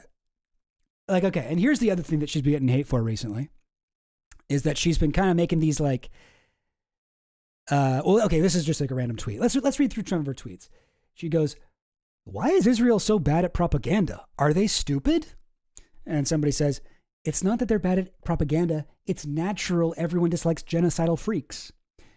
And I actually don't know if they were even like mad at Natalie in that point. That might just be, I don't think it's that. I think it's this. And Natalie says, "I don't think it's natural. Many conquerors are worshipped as heroes. 19th century American colonialism was not universally despised abroad. Nazi Germany continues to enjoy support from numerous outside admirers to this day." And like, that is true. Like, I don't know. Like, I have no problem with this, right? Isn't weird, is it? I find that an interesting question because, yeah, Israel is really bad at propaganda. And I would say, if you want my opinion, I think that they're bad at propaganda because they haven't had to do real propaganda in a long time because they've just enjoyed blanket support from all institutions and Americans who are not educated about the situation in Israel and Palestine. Like, people don't know about that. People didn't know about that shit until recently. And now that they're finding out about it, they're like, what the fuck? And Israel is still trying to propagandize like it's 2016 or like it's whatever, 2022. You know, they're still throwing out the old tricks. Oh, you're anti-Semitism. Oh, yeah. Oh, so Israel doesn't have a right to exist. Oh, the Palestinians use human shields. Oh, this, that. And people are like, wait. but you're doing a genocide, man. Okay, you say they're using human shields, but doesn't that mean that you shouldn't kill them then? But you still killed them. Like, you killed them a lot. So how the fuck can you blame the human shields on them? That's you that's killing children, you know? And they're just bad at it because they've been running it on easy mode forever and they thought that it would last. So I have no issue with this, what ContraPoints is saying here, but this is how Kate Willett, another account that I generally like, goes. A lot of people would say it's a good thing that much of the world has moved on from the ethno-supremacist values of the 19th and 20th century. Key part of why Israel is facing this backlash is that they are doing this stuff in the 2020s. And it's like, so, but the way that she's saying it, I mean, maybe I'm misreading it, but the way I'm reading it is she's saying that Natalie is saying that it's bad. It's bad that people don't like Nazis anymore. It's bad that people don't like Israel. But I thought this was like just commenting on how bad they are propaganda. Anyway, that's just one example. This is another one people have been really upset about. Retweeting Michael Tracy about the Iran thing, I think, where he said we're going to destroy a civilization tonight. Trump said that. And then Natalie goes, well, I was told we didn't need to vote because there would be a revolution if things got bad. So I assume that's happening any minute now. Now, a lot of her tweets, I just sort of like, I kind of am reading them like I see this as just kind of like a mean girl kind of like, like a drag queen, like read, just kind of like a funny, like bitchy, like, that's not how I would do it. I don't know. I don't know. I can't really do it justice here, but like about her politics. And she's talking about the people who are like, we're going to do violent revolution and overthrow the state. And she's like, oh, okay. So the accelerationists are this, but, whatever. Yeah. How are we doing in the chat here? Are we okay? Israel boycott. I mean, I wouldn't say, I think the Israel boycott, like BDS, like I think BDS is good. I don't know. I try not to do BDS stuff. Like, yeah, Starbucks is not on the BDS list though. Don't like, whatever. Boycott Starbucks for your own health or whatever, but it's not going to help Palestine, I don't think. But the BDS stuff, Puma, Sabra Hummus, that stuff, SodaStream, like there's some things that have been specifically targeted that I do think it is good to participate in that. We've gone stark raving mad. She reminds you of Cole Allen. I mean, Cole Allen is actually not a fan of ContraPoints, if you'll recall. Look, wait, where was it? Yeah, hang on. I had it on my other Obsidian board. Look, check it out. He was retweeting, where was it? Here. He's retweeting somebody dunking on ContraPoints. All right? So, like, Cole Allen's anti-ContraPoints. Cole Allen is further left than ContraPoints. I'll just put it like that. Response to the question, how's chat doing? Not BDS, lol. Okay. Yeah, BDS does work. I mean, yeah, that was like a big thing for South Africa, as Bivot points out. But guys, let's chill. We ain't gotta fight. We ain't gotta fuss and fight. Okay. I don't want no static and other things that Sublime would say. Okay. What would Sublime do? Let's ask ourselves that. But yeah, guys. Okay. Like, so here's an example of just like, and she retweets that and goes, seriously, where are the revolutionaries? Are they at brunch? Using all these sort of like, I guess, tropes of left Twitter where the revolutionaries are always accusing the libs of wanting to go back to brunch. And she's like, where are you guys? Aren't you guys supposed to be revolting? And then, this is, I think, a wild thing to say. It's funny how much like J.K. Rowling you are now. Ruined your own legacy because you simply could not shut the fuck up and stop tweeting. You know what? I'm feeling weird that I even included this. It's only got 2 views. Okay, you know what? Never mind. I shouldn't dunk on this person. They're just trying to pop off. But like, you get the idea. People are a little bit People are a little bit intense about this. Somebody else said, retweets her saying, "Where are the revolutionaries? Are they at brunch?" And says, 1 degree of separation away from Jeffrey Epstein, by the way. And that's because she did a thing with Hillary Clinton. So, okay, I guess, yeah, true. And then ContraPoint says, "Yeah, I really regret sleeping with Noam Chomsky," which I did think this was funny. I laughed at this one. And this one too, actually. Hassan Piker. Okay, so this is one of the things people got really angry about. Oh, why won't it play? Okay, whatever. We don't need to listen to it. But in the Pod Save America interview, John Favreau asks, "When you say that Hamas is 1,000 times better than Israel, do you mean that?" Hassan Piker says, "I do mean it. I'd vote for Hamas over Israel every single time." And that is not an election that happens. Okay, Hamas and Israel do not actually compete with each other. But okay, I would vote for Hamas over Israel every single time. And then Natalie, and again, like I'm reading this, like this, the way that the tone that I'm interpreting here is like, RuPaul's Drag Race, they're being mean to each other in like a funny way. And she says, "If it's Israel versus Hamas, I'm voting for Jill Stein." Green Party, right? So like this is a reference to the whole reason why leftists get so annoyed with liberals, like this whole argument. But also I keep calling him Hamas. Hassan, recently he said something like this, right? He's like, what did he say about Gavin Newsom? If Gavin Newsom was running against someone, he would vote for Jill Stein. I can't fucking remember. If it was Gavin Newsom versus JD Vance or something like that, he said I'd vote for Jill Stein. Like this is like a joke. This is a joking reference. But people got very upset. People got really mad at this. And it's like, it's a joke. It's funny. What she's actually saying is that she's annoyed by Hassan. Why is it Hamas Piker in jail already? Yeah, it was JD Vance. Okay. And it's just like, I don't know. Like, if he is allowed to say that, then I think she should be allowed to make fun of him here. Oh, wow, she's so clever. I mean, I thought this was clever. I don't know. That's just me. I thought this was genuinely clever. I more agree with Hassan on this topic, but I did laugh when I read this. And then this one, I think people also interpret it as being about Hassan. I think we should all just pay less attention to him, not the president, the other one.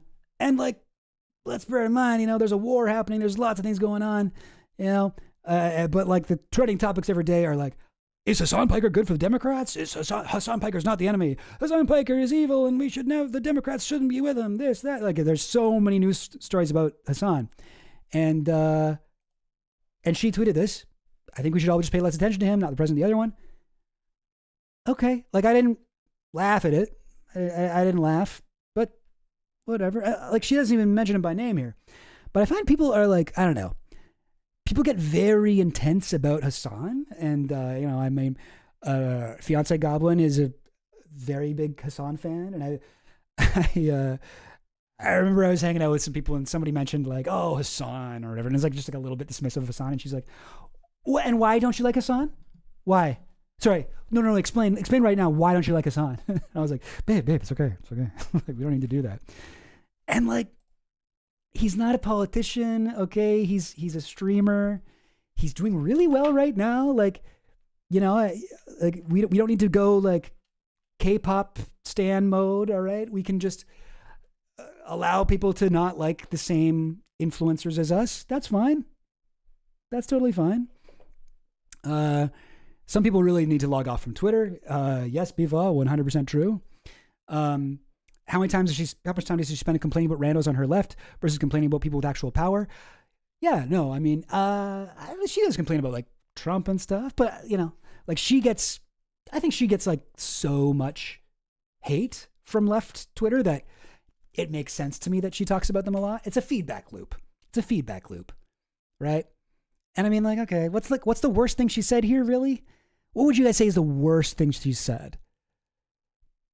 the worst thing. I mean, like this one is annoying. Like this is annoying, I guess. Like, oh, I was told we didn't need the vote because there'd be revolution if things got bad. So I assume that's happening any minute now. Seriously, where are the revolutionaries? Are they at brunch? Is that the worst thing she said? Honestly, you know, if like, you know, maybe this, you could say this is the worst thing she said. But like recently, what's the worst thing she said? This, I think, right? Anyway, let me watch like just a little bit of this. What's this one? Humiliating. ContraPoint smears the left and praises the right in shocking interview. And listen, I cannot hate on the, you know, clickbait thumbnail / title, but I mean, guys, praises the right and condemns the left. I mean, in the interview, I think she talks about like, here's something that the right does well, but that doesn't mean that she's saying the right wing is good, right? You know?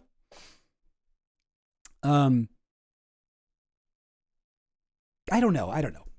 But like I said, I can't hate because I do the same thing. I'm like, what shocking new revelations from the blah, blah, blah. Like I do that too. And that is the way you get ahead. So I can't hate, but I feel like it is a little bit hyperbolic. How do I feel about Doomscroll? I like it. I listen to it a lot. I like Josh Citarella. I used to listen to his old podcast. I think he's a smart guy, and I think he's asking good questions, regardless of whether they are a little bit annoying to people. She just insists upon herself. Yeah. All right, fair enough. But you know, she's like a video social democrat, video essayist, you know, drug addict, philosopher, like longtime internet content creator. She contains multitudes. Yeah, I feel people get a little bit intense about her. She's a human being. Yeah, you're going to have things you disagree with on her. I do think a lot of people, I think a lot of it is transphobia, but I'm not going to say, you know, specific people are transphobic, but I think just the sheer volume of hate she gets, I don't think that like I would get that much hate. Well, we'll see what happens when I post this kind of ContraPoints defense, this lukewarm defensive ContraPoints. But yeah, I want to watch a little bit of this. Over by YouTube the last time we tried to talk about ContraPoints, to flag it for some. Haven't seen this interview on Doomscroll.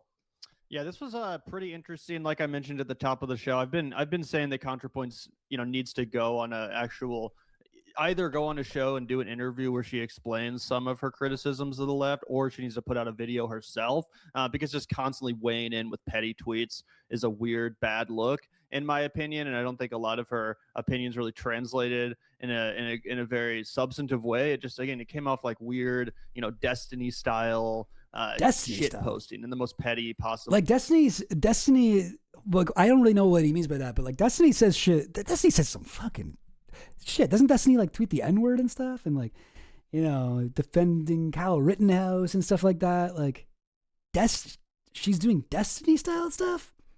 I don't think so, man. I don't think so. Manner. So I was arguing that, you know, Natalie should maybe. Yeah, that's so true, Finland. Lots of people used to like her and are more mad than if they had never liked her. 100%. You know, 100%. Like, I probably say this too much, but love and hate are not opposites. They are both the opposite of indifference. And if you really love something, that means that that emotion can turn into hate. Who are the people that you're most annoyed by? Probably the people that you love the most, right? Yeah, anyway.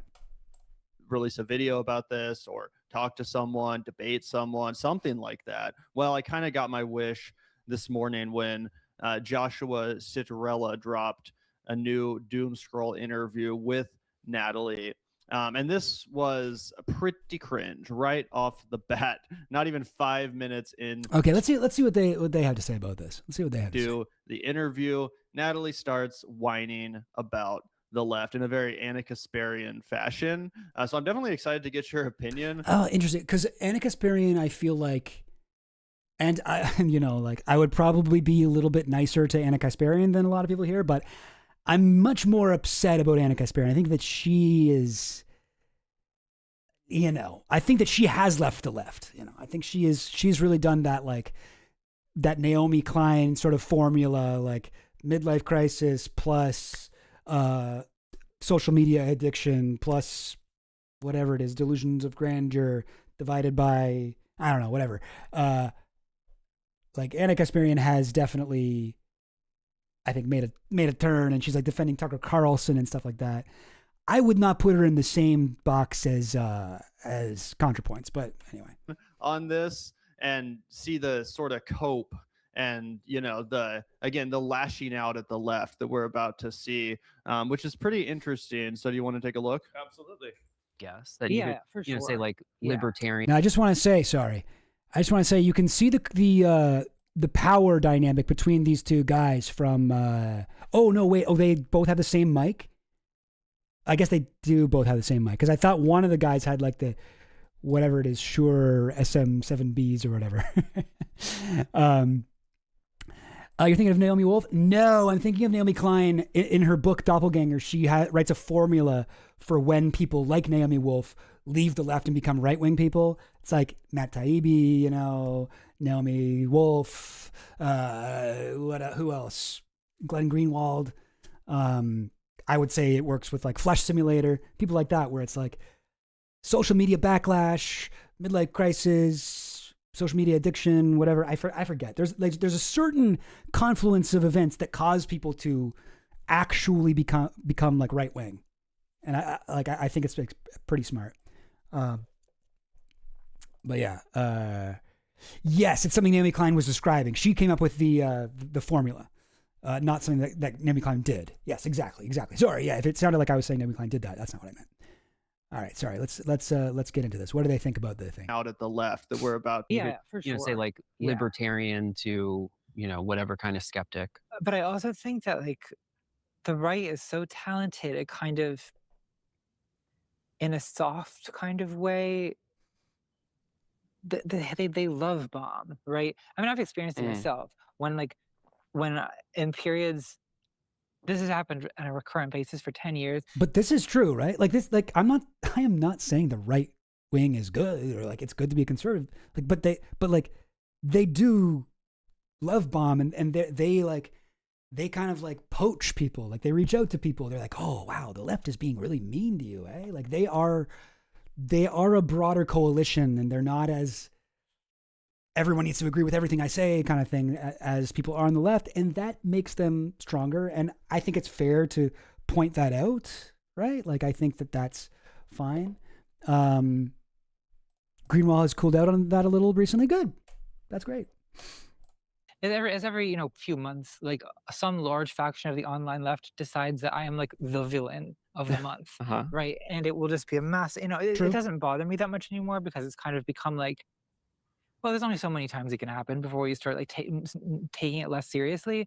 But I think that it used to really upset me, as it upsets most people when it happens initially, because it's kind of not. I mean, the normal when you bunch of. Also, I'm on Twitter a lot, and I don't remember the last time the left decided to crown Natalie the villain of the month or whatever. What I do remember is really like that happens constantly. Wait, what? Every once in a while, when Natalie pops her head up on Twitter and posts some intentionally provocative shit, again, sounding very much like Destiny at her worst, yeah, it's going to get a... What are you talking about, bro? Response. It was provocative. You intentionally said something that you knew would ruffle feathers. I mean, I don't know. I feel like, I mean, I don't know that, I don't know these guys really. I don't watch their stuff very much, but they come across my thing sometimes. I've watched them before, and I'm sort of surprised to hear somebody say that, because I don't know, like I've been on the leftist internet, leftist Twitter for a long time, and people have been going after ContraPoints for like fucking, I want to say like at least a decade, like at least from like 2016 or whatever. Like when was she even posting back then? But I remember people would be furious at her over these little things. I remember people were like, one thing that I always thought was nuts was she made a joke about lizard people in one of her videos. She's like, the lizard people control us all, or something like that. And so she got like bombarded with people being like, it's anti-Semitic. The reptilians are an anti-Semitic trope used by Nazis like David Icke and blah, blah, blah. And it's just like, I mean, it's just, but you can make jokes about lizard people, though. That's not anti-Semitic, you know?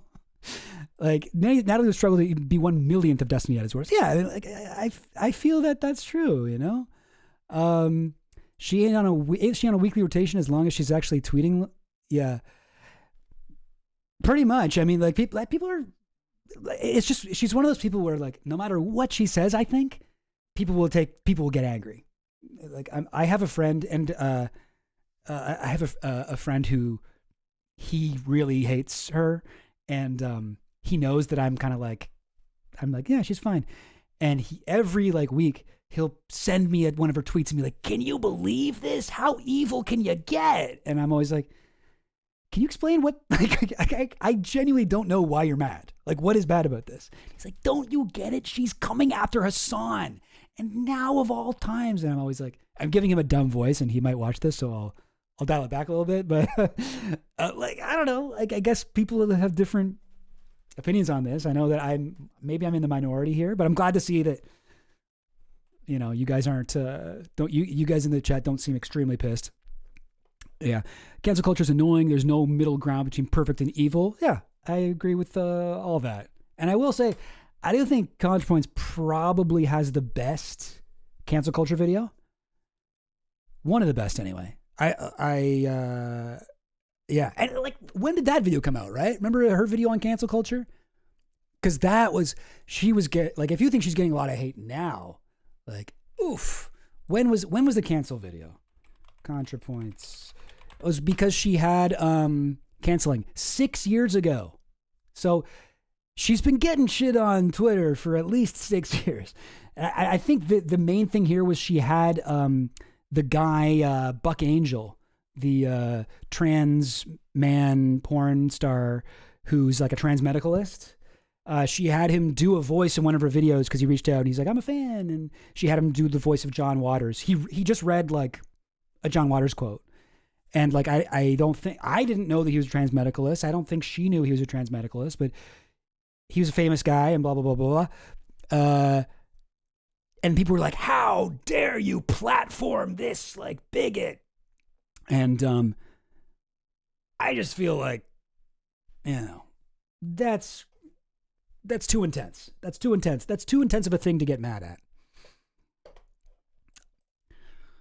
Peace out, Zangritin. I appreciate you. Yeah, people are saying you stopped watching because our videos started getting too long. All right, well, how do you think that makes me feel? Because my videos are long AF, all right? This stream is long. Everything I do is long. But yeah, no, sorry. The reason I'm bringing all this up from the past, this has been going on for a while, is like, didn't that guy just say, like, I've been on the internet a lot, and she does not get shit on very much? Like, she absolutely does. Like, that's like, this guy's trying to like rewrite history or something. Call himself a vanguard. This is like Stalin erasing guys out of photos. He's trying to be like, you know, this is historical revisionism. Anyway. And people responded. You know, isn't that what you wanted? Weren't you trying to start a discussion or a debate? I don't really understand this insistence that, I was just going about my day, you know, posting as usual, and then all of a sudden I was declared the villain of the month. You know, the mob came after me, the woke mob with their pitchforks. Like, what are you talking about? People responded to your dog shit opinions. That's what happened. Yeah, and honestly, I think it would be fair to say up until her most recent, you know, controversy, fallout with the left, I feel like it's lame to call it a controversy. She basically mealy-mouthed her silence on the United States complicity in a genocide and ethnic cleansing. And when she... Okay, so he's like, actually, everyone was really nice to you. Sorry, ContraPoints, but you forgot that everyone was really, really nice to you until you posted that thing, like, whenever that was, 6 months ago or whatever. And I just, like, let me say, no, dude. Like, you're just wrong about that. Like, that's not true. People have been giving her a hard time for a long time. It was like, oh, you know, a lot of people on the left are bad too, as her response, totally equivocating, totally punching left instead of taking any accountability. Yeah, that was probably a real fatal blow to her standing with a lot of leftists. But before then, and we've talked about this in our coverage of ContraPoints recently, she was about as exalted as you could possibly be on left Twitter. Yeah, sometimes people would clap at her because she would tweet stupid shit like Indian food is nasty. And people would be like, bro, that's wrong objectively too. Okay, I did not know that she had tweeted Indian food is nasty. I will say that's fucked up. And I don't approve of that. And Indian food is objectively like one of the top 3 cuisines, okay? In my opinion, as a vegetarian, fair enough. To be fair, I'm vegetarian, so a lot of the ones people like are kind of out of my. I just immediately can't fully appreciate like Korean cuisine, for example. But Indian food, come on now, some good shit. Pretty racist. Like, maybe you shouldn't tweet something like that. And then she would melt down and delete the tweet. And yeah, I mean, I mean, I'm not going to say it's racist. Maybe she just doesn't like Indian food, but in that one, I mean, I would say I probably could have, if she checked with me, I would have been like, no, don't tweet that. You don't need to do that to yourself. And that would happen on occasion. But most people were constantly singing her praises, talking about how she made some really awesome videos. People were very sympathetic to her case 99% of the time. Wrong. That's not how this recent fallout. I don't know. So, like, how old are these guys? Were these guys on the? How long has the Vanguard been around? Were they around in like 2020 when she was getting canceled big time? How long have these guys been around? Because they do mostly. Oh, what am I trying to do? Scroll all the way to the beginning of their shit. Is there a way that I can order that? Yeah. Oldest. Yes. Okay, so maybe they weren't around back then because they've only been posting videos for 5 years. So okay, that maybe makes sense because they used to get. She used to get canceled really hardcore, like worse than what she's getting now. Much worse. Her name, yeah, great point, Redacted Bananas. Her name is Contrarian Points. You know, her name is Contrarian Points. Yeah, genuinely.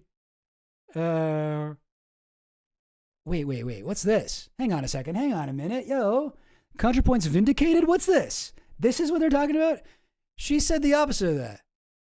Indian food may objectively be the best cuisine in the world. Once you get a taste for the complexity of the spices, nothing else really compares. And then somebody else commented, if you need spices to make your food good, it's shit food.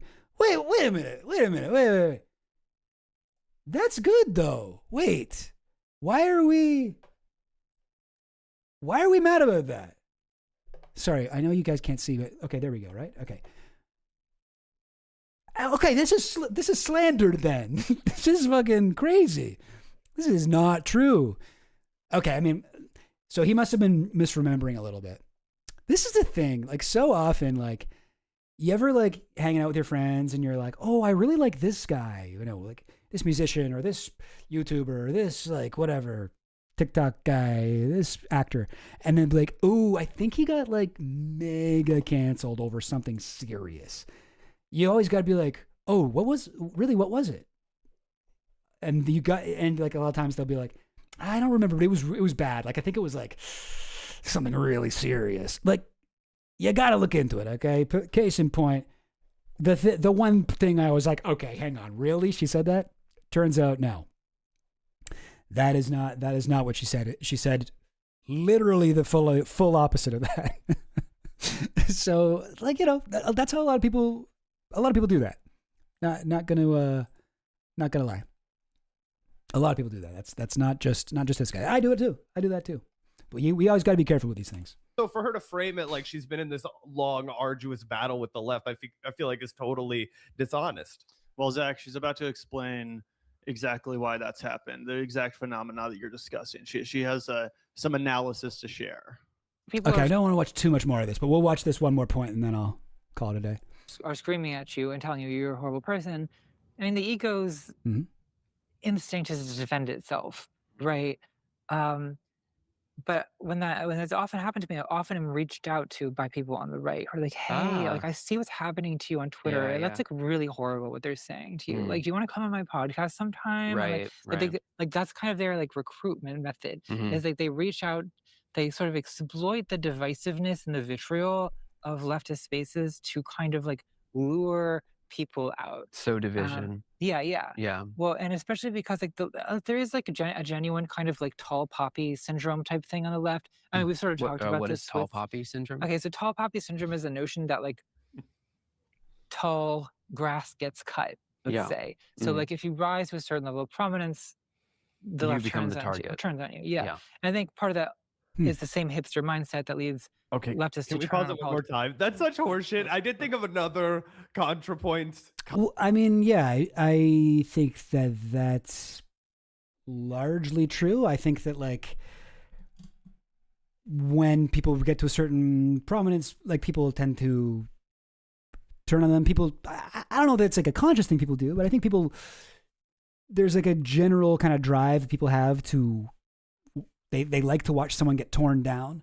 I think that you see like the right does that with like these massive like cruel harassment mobs where they're like, they'll just pick someone and be like, let's ruin their life. Like, Gamergate, think of like Milo Yiannopoulos attacking Leslie Jones for she didn't do anything to deserve it, but he was like, I am going to racistly bully this woman like off of Twitter, and got like thousands of his accounts to like join in on that campaign, right?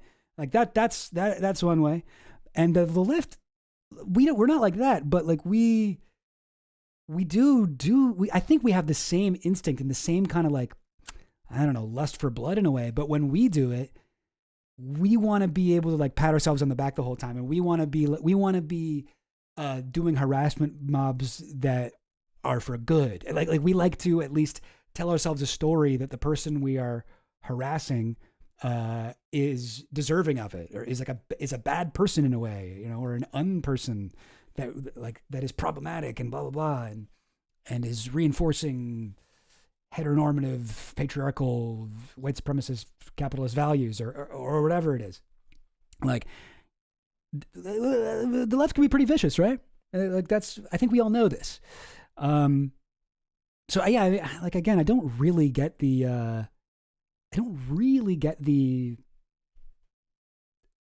what's the word? The total like bewilderment that the guys from the Vanguard have here. They're like, what are you talking about? Because I'm like, yeah, that is true. If you're the target because you got big, you have to not respond. I mean, yeah, and that's probably the right approach if you're big or small. And this can happen to small guys too. Like small creators can be canceled. You can be a small poppy. You don't have to you can be a short poppy and also get canceled. And that's even worse because then you don't even have money. Then you're just fucked. But from her perspective, I understand what she's saying. Controversy, which was when she did the episode Hulu show thingy with Hillary Clinton, which we've talked about in the past. Yeah, this is another thing people get pissed about with her. She did a I don't even know what it was, like an episode of Hillary Clinton's show about gutsy women or something. I don't even know. Where's the photo? Come on. Why didn't it pop up right away? She did a whatever. She did a frickin' thing with Hillary Clinton. And okay, like people got mad. Here's Midwestern Marks spouting off about it. Are they still around, I wonder? I don't know. I used to watch them occasionally. Okay, and here they're watching Hillary Clinton talk to ContraPoints.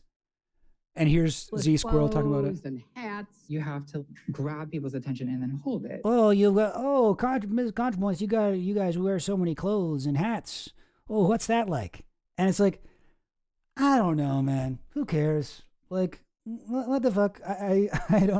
Okay, she did it. Like, are you upset because you think ContraPoints is platforming Hillary Clinton? Like, who do you think is the bigger draw here? A YouTuber with 1 million subscribers or Hillary Clinton? Like, Hillary Clinton is doing more for ContraPoints than the reverse, Especially on YouTube, you're competing with cat videos. And My mother does love a good cat video. Yeah, well, who doesn't? And, Z Squirrel doing a friendly chat with Hillary Clinton, the war criminal who's directly responsible for countless deaths abroad and at home while making a career as an edgy radical left video essays is incredibly hilarious. And to be fair, I don't think ContraPoints ever said that she was radical left. Like, I don't think she ever said that. And that was 2022. Okay, so these guys do remember that. So they know that ContraPoints has been made the villain of Twitter before. Yeah, no, true, Finland. No one did try to cancel the 100-year-old French clown for doing a show with Hillary. Yeah, double standards. That is, transphobic. That is Francophilic, and that is mimocentric or something like that. Yeah, for a lib hanging out with Hillary is like an American leftist getting to hang out with Chomsky. yeah. Hillary, the center's greatest theorist. Anyway. Oh, man. Ow, your kitty cat just gave you a little lick on the nose. Dang it. Lucky. All right. I feel like we got the idea. And, I'm not trying to shit on these guys. Like, I'm sure they do great work. They put in a lot of videos. They're doing great. And I'm doing the same thing as them, right? I'm trying to get likes and views from or at least comments with the ContraPoints video. And that's the whole point here. Normally I do not want to talk about this kind of stuff. But drama is where, unfortunately, drama is kind of where it's at. Drama content is noticeably better for my channel than pretty much anything else. ContraPoints leaves the left over what? And I mean, like, she smears the left and praises the right. Shocking interview. Come on, guys. Come on now. She's not smearing she's like critiquing the left and pointing out things that the right does well. That doesn't mean that she's right wing.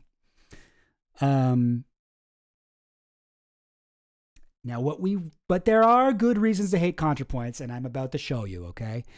That is this person. MAGA Medusa points out that the Red Scare podcast hags are connected to major Pizzagate suspects.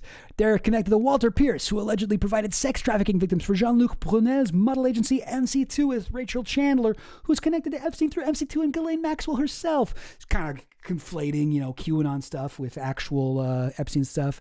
And I don't know. I didn't realize that the Red Scare guys were connected to, okay, whatever. I don't really know about that. But then she goes on to say, wait, what is it? Yes, here. ContraPoints, who the Red Scare podcast publicly praises, which, do they do that? I don't know. I would be surprised. Okay. She definitely does not seem to be, maybe that was like 5 years ago or something, but Red Scare podcast publicly praises is also connected to the main Pizzagate suspects, James Alefantis, through following at the Johnny Smith on IG, who makes CP art. He leads to Mel Ottenberg, who leads to James Alefantis. Contra also hangs out with Hillary Clinton. Okay, so here's where we get the real problem. Look at who ContraPoints is following. John Mulaney. I believe Mulaney is a code word for prostitution of children. Wait, who was she saying again? Oh, Johnny Smith. Oh, Johnny Smith is she's saying, okay, she follows Johnny Smith. He's an artist. And he's connected through to Alefantis because he makes CP art. Now, this is the CP art he makes, I guess. Now, I don't think you can call it. I don't think this is. This is like a photo bash kind of Photoshop thing of Rihanna with a dress that becomes like a pool. There's some children in there, but this just isn't. There's nothing pornographic about this, right? Like there just isn't. Yeah, they're kids in bathing suits, but what? But still, okay. If he's connected to Alefantis, that's a problem.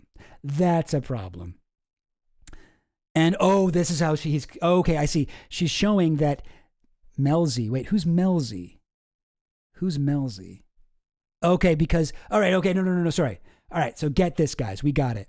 All right, so ContraPoints on Twitter or Instagram follows Johnny Smith. Johnny Smith on his Instagram posted this photo and tagged someone named Melzi917. I don't actually know who that is. And then if we look at Melzi's Instagram, she is following James Alefantis from Comet Ping Pong, the Pizzagate man himself. There you go. That's how ContraPoints is actually evil. And this is the photo I was looking for earlier. I had it all along. As we know, ContraPoints hung out with who else but Hillary Rodham Danger Devil, the devil in danger, dangerous devil Clinton. And now is the big twist where I say, actually, I don't like ContraPoints, and I think she is an evil witch from hell. And that's my opinion. And that's the way we're gonna do it. Hell yeah. All right. Oh. Now, for the record, the trumpets of Revelation are very biblical, are very real, and I do believe that they will happen. All right. I don't know why I even have that on my soundboard. It's too long, and it doesn't really make sense in any context. But I find it very funny. Okay. Enough of drama. Okay, enough drama. That's all the drama we got. Is there anything else I want to go over? I know I had more shit. I did kind of want to go over the... Alex Karp stuff, yeah. But I mean, I could go over this, but I kind of want to do like a long thing on him. Yeah, because Palantir has been kind of popping off lately. Popping off in a bad way. All right, whatever. Contra points. Oh my God, you're so right. Contra points. CP, cheese, pizza, Cthulhu plush, Captain Picard. It makes so much sense. Oh my God, cerebral palsy. That deserves its own stream. Hey, you know what? Okay, I've already been putting this off because this tweet is like, I was going to go over this last stream, and now I'm like, okay, next stream. But yeah, you're right. I don't, it's already 11:50. Let's just do something fun. What do you guys say we just have a little bit of fun? How we don't worry too much about stuff that makes me worried. How about that? You know what? Yeah. Let's do that. I think I have some shit that I don't need to have a whole plan for. So let's just do something fun and low stakes. Oh,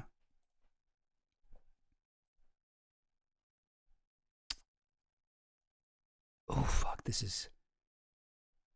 Yeah, let's do that. Okay. This will be short, I hope. Maybe not. 1 second. How do I do this? Yeah, I got the thing right here. Let me be clear. The end of the year is coming too near. Freestyle.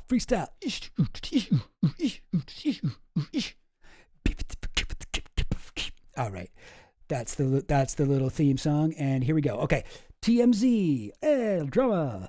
Oh my God, celebrity drama. Oh my God, is Tucker Carlson's swimsuit season look too fat? Whatever.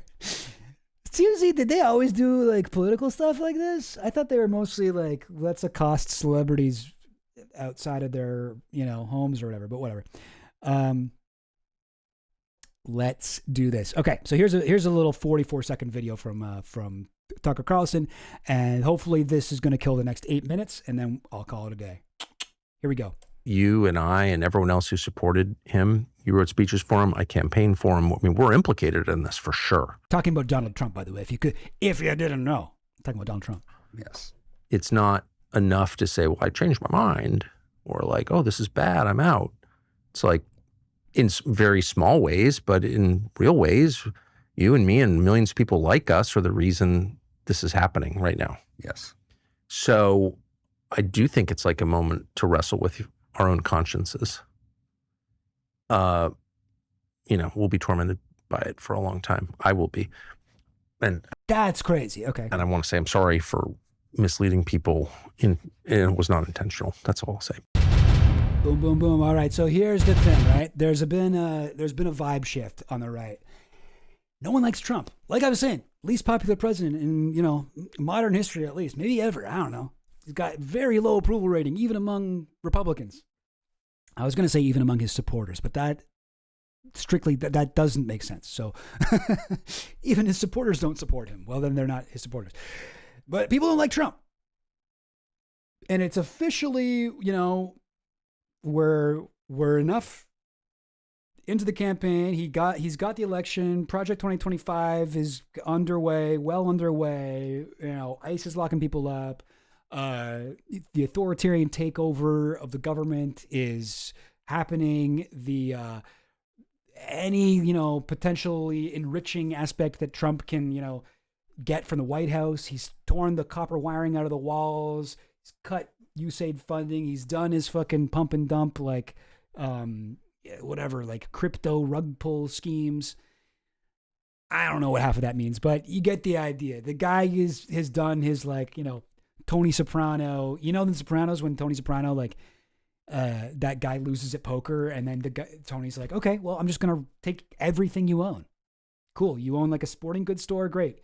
I am just going to make as much money as I can, as quick as I can with everything you have, until you have nothing. Great, that's what I'll do. That's what Trump's doing. It's clear to everyone at this point. He's getting us in the wars. He's killing the world. Whatever. He sucks, and everybody knows that now. And Donald, Tucker Carlson is officially. He's clear. He's okay. It's okay for him to say this, And you'll notice, and another sign of this, another kind of indicator that this is what's going on. You'll notice the Butler assassination.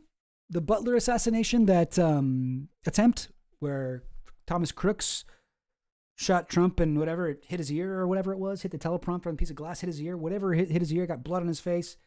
Fight. Now, for a long time, a lot of libs have been doing their kind of bluing on, the thing that you're always seeing on Twitter, libs, the meme about it is, libs will go, when I was 15, I stabbed myself in the nose, in the cartilage of my nose with a knitting needle, and it went through. And the scar is still there today, and I feel it every time I rub my nose like this. And then at the end of the tweet, they'll be like, P.S. This isn't about my nose. And the joke is if you really get a bullet through the ear, it will not heal. And look at Donald Trump's ear. It doesn't have a hole in it. That means it's all fake.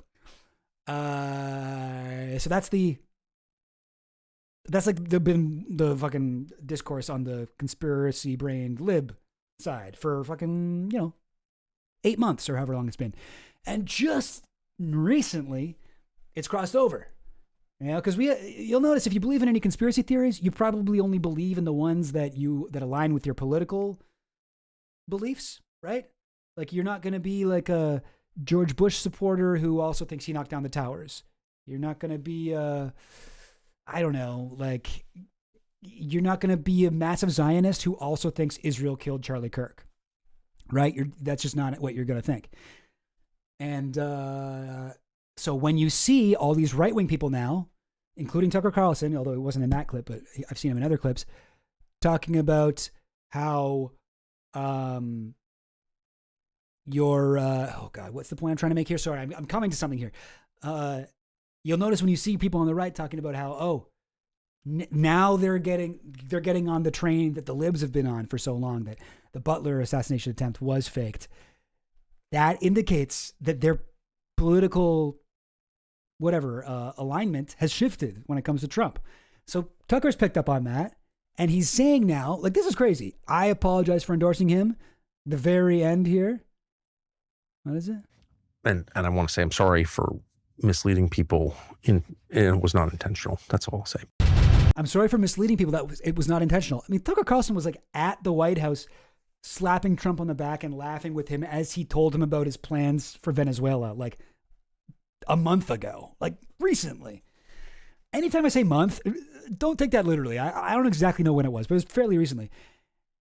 Now, I got something else to say.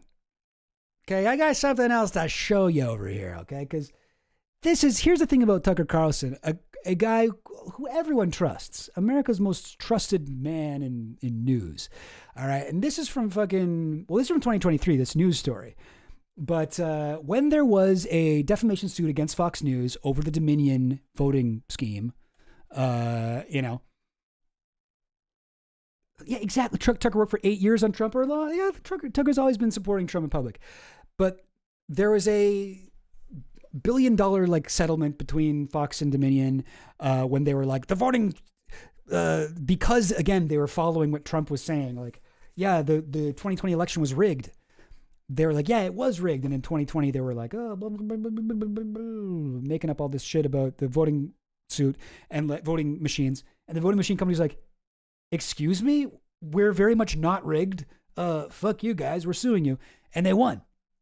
And during the discovery phase of that, they got a bunch of fucking text messages and emails and stuff. And the whole thing is like, I'm surprised this wasn't a bigger story. Like this whole lawsuit is crazy. We learned so much from behind the scenes, but specifically about Tucker Carlson. Okay. We got so much shit about his beliefs, and it is not the shit he was saying on air. We have him here. He's talking about the Kraken, Sidney Powell. Sidney Powell is lying, he told a Fox News producer in a November 16th, 2020 exchange before using expletives to describe Powell. Doesn't say which expletives those are. I feel like that's important information here, but okay, AP News. He says, you keep telling, and this is him writing to Sidney Powell, the Kraken. You keep telling our viewers that millions of votes were changed by the software. I hope you will prove that very soon. You've convinced them that Trump will win. If you don't have conclusive evidence of fraud at that scale, it's a cruel and reckless thing to keep saying. There was no indication that Powell replied. Blah, blah, blah, blah, blah. Okay, you know what, this one, okay, so this one, it seems like he actually was kind of like being real about it. Because when on his show, he said like, when we kept pressing, she got angry and told us to stop contacting her. So he wasn't lying on the air about that. He was saying one thing in private and the same thing on his show. But like, that's not the case for everything. Like we can go look at the stuff he was saying about Trump. He says in 2020, again, to Laura Ingraham, he says, after saying it was pretty disgusting that more attorneys hadn't pushed back on the claims of Trump's attorneys trying to overturn election results, Carlson wrote, and now Trump, I learned this morning, is sitting back and letting them lose the Senate. He doesn't care. I've got 4 kids and plan to live here. You know, that's not what he was saying on the air. And we got to keep going here. More stuff. He says, Carlson said to somebody, an unidentified person, we worked really hard to build what we have. Those expletive are destroying our credibility. Come on, give us at least the first letter. I want to know what expletive it is. It enrages me. People talking about the Dominion lawsuits. Do these executives understand how much trust and credibility we've lost with our audience? We're playing with fire for real. He texted the same thing to a couple other employees. He says this about Trump. He's only good at destroying. This is in November 2020. He's only good at destroying. He's playing with fire. All right, let's get into the stuff he says about Trump here, okay? And again, 2021. Right? This is what he's like, I didn't know. I just realized that Trump is bad right now. I'm sorry for misleading people, but I honestly didn't know. In 2021, right, before January 4th, 2021, he says, we are very, very close to being able to ignore Trump most nights. I truly can't wait. Carlson said he had no doubt there was fraud in the 2020 election, okay? But said Trump and his lawyers had so discredited their case and media figures like himself that it's infuriating, absolutely enrages me. Addressing Trump's 4 years as president, Carlson said, we're all pretending we've got a lot to show for it because admitting what a disaster it's been is tough to digest. But come on, there really isn't an upside to Trump. This is in 2021. On January 7th, early in the morning, a day after the assault on the Capitol, he bemoaned how the rioters had believed Trump's lies. They take the president literally. Oh, this is somebody messaging him, Alex Pfeiffer. He's to blame for everything that happened today. And then Carlson says, the problem is a little deeper than that, I'd say. And then Pfeiffer says, obviously the problems are deep, but the core of it is Trump saying it was stolen. Not the core, Carlson wrote. Awful, but a symptom. He's a demonic force, a destroyer, but he's not going to destroy us. I've been thinking about this every day for 4 years. Now that would imply he's not going to destroy us. I've been thinking about this every day for 4 years. That would imply that this was sort of like Tucker Carlson's serenity prayer. This was his like, oh my God, this buffoon, this bad orange man, this Cheeto in the White House. This is Tucker Carlson. But he's like, he's a Cheeto. He's not going to let us do fascism properly the way that I really want. He's a Cheeto. That's true. That's Carlson's. Oh, he's bad for white supremacy. Oh, the orange man. Oh, his tiny hands will never be the modern day Hitler that I want. Like that's his thing, right? That's his beef with Trump. But this is in 2021, and he's saying, I have been reminding myself that he's not going to destroy us every day for 4 years. He hated Trump the whole time. We know this. This is out there. We have many texts of him fucking saying this shit. You know, like I'm not even done. There's more. Him fucking, he's going on and talking shit about Fox News. He talks so much shit. And for him to fucking have the fucking cajones to come on here and say, I'm sorry. Yes, he's really bad. And I just realized that today in 2026. I realized it like April 12th, 2026. I figured it out. And I'm sorry. I'm sorry I misled you. I'm sorry I told you to vote for him. I'm sorry I said all that shit. All I can say is I never knew. Let's hear it one more time. Say I'm sorry for misleading people. It was not intentional. That's all I'll say. Oh, it was not intentional? You didn't know. Okay, I didn't know. Okay, all right. This guy is a liar. This guy is an opportunist. This guy's rare in that I think he's a fascist and a white supremacist and stuff, and he's actually like kind of smart, right? Because like a lot of the guys who believe the shit he does are morons. They're total idiots. This guy is actually kind of like, he's smart and he's well positioned to actually get the things that he wants. So when he hates Trump, he's always hated Trump. He considers him a buffoon, like a lumbering galoot, someone who is fucking this cum for brains, like piece of shit stuffed into a suit, right? Like he is correct about Trump as a fucking boorish simpleton that this oaf that unfortunately for people like Tucker with his kind of ideology and end goals must be propped up and carried across the finish line. And so he knows, and he's known that his role is to support Trump and to be seen as an ally to Trump and to sort of grift off of Trump's base and use that energy to channel it into what he actually wants, which is shit like the fucking ICE raids and the fucking dismantling of the, state by like Doge and shit. This sort of,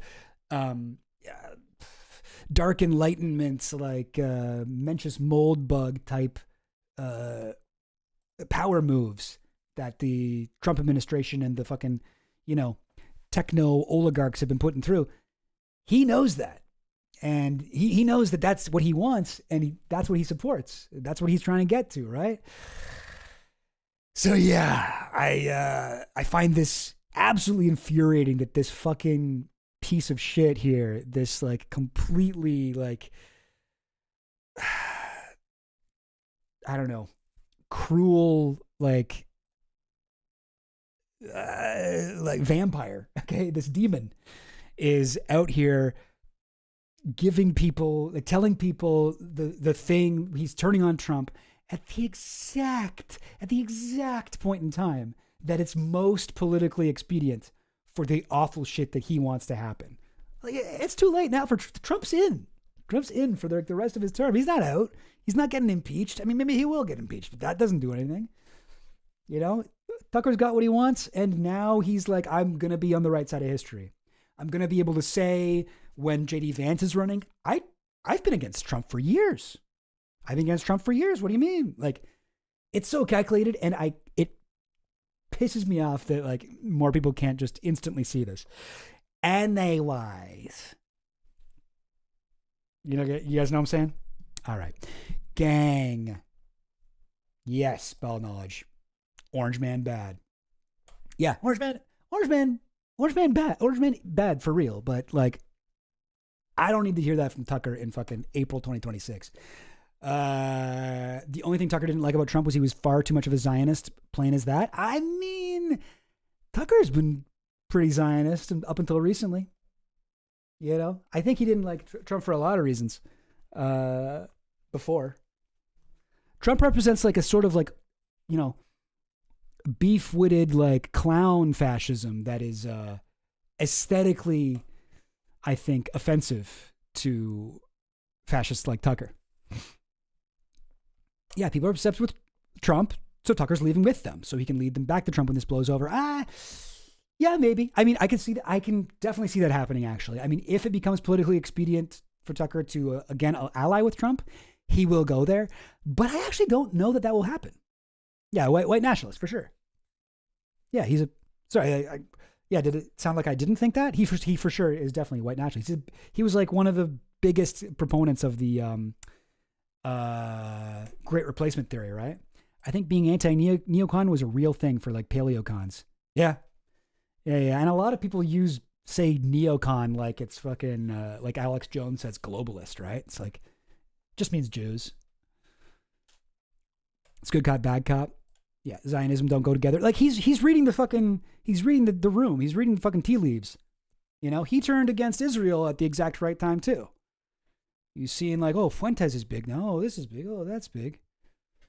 He follows trends. If people are pro-war next week, he'll be the biggest war hawk ever. Of course. Yeah. He's a fucking weather vane. He's a weather vane, and it is a big moment. You know, same sort of thing when Alex Jones turned against Trump. Kind of embarrassing for Tucker that Alex Jones actually beat him to that. But yeah, I find this offensive. I'm like, fucking the rats always desert a sinking ship. You know what I mean? Where is the loyalty? Where is the loyalty? All right, gang. Thanks for tuning in. Hope you guys enjoyed the stream. Saving some stuff for later. And I'm going to try and do a stream this week on Wednesday at noon EST. So normally I do the streams on Sunday at 8:30, which I still will continue to do. I'm gonna try to get an extra stream in each week. So let's go with that for now. I'll chat with you guys later. Okay. It's been a blast. I feel like that was a decent stream, right?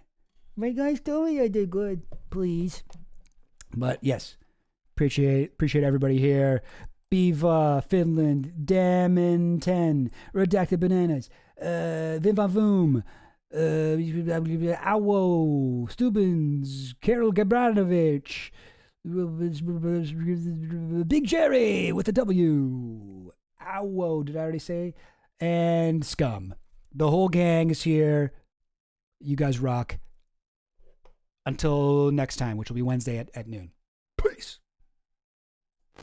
I wanted to air this because I got sent this and I saw this and I watched most of it. I didn't see it all this morning. It's like 30 minutes long, but I watched part of it. And the guy's saying he's criticizing me because you do that, you don't get banned by the algorithm. And he's just one server coming on the waves we created. So he pretty much gets it. I thought it was entertaining and informative. He's also got a pretty ridiculous name, Extra Chill Goblin. We always like goblin jokes. I don't know why. I mean, goblin jokes years ago, they came super viral, so whatever. Yeah. We'll air that. So here's Extra Chill Goblin, and then Harrison Smith takes over. Here it is. Extra Chill Goblin. He pretty much gets it. Dirty. He's also got a pretty ridiculous name. Extra Chill Goblin Vomit, Slop, and Blood. I thought it was entertaining and informative. He's got a goblin guide charging into a goblin's nest. I don't want to see him kissing goblins. I just don't want to catch him in bed with a goblin. Literal pot-belly goblins are hobbling around coming after us. Extra chill goblin.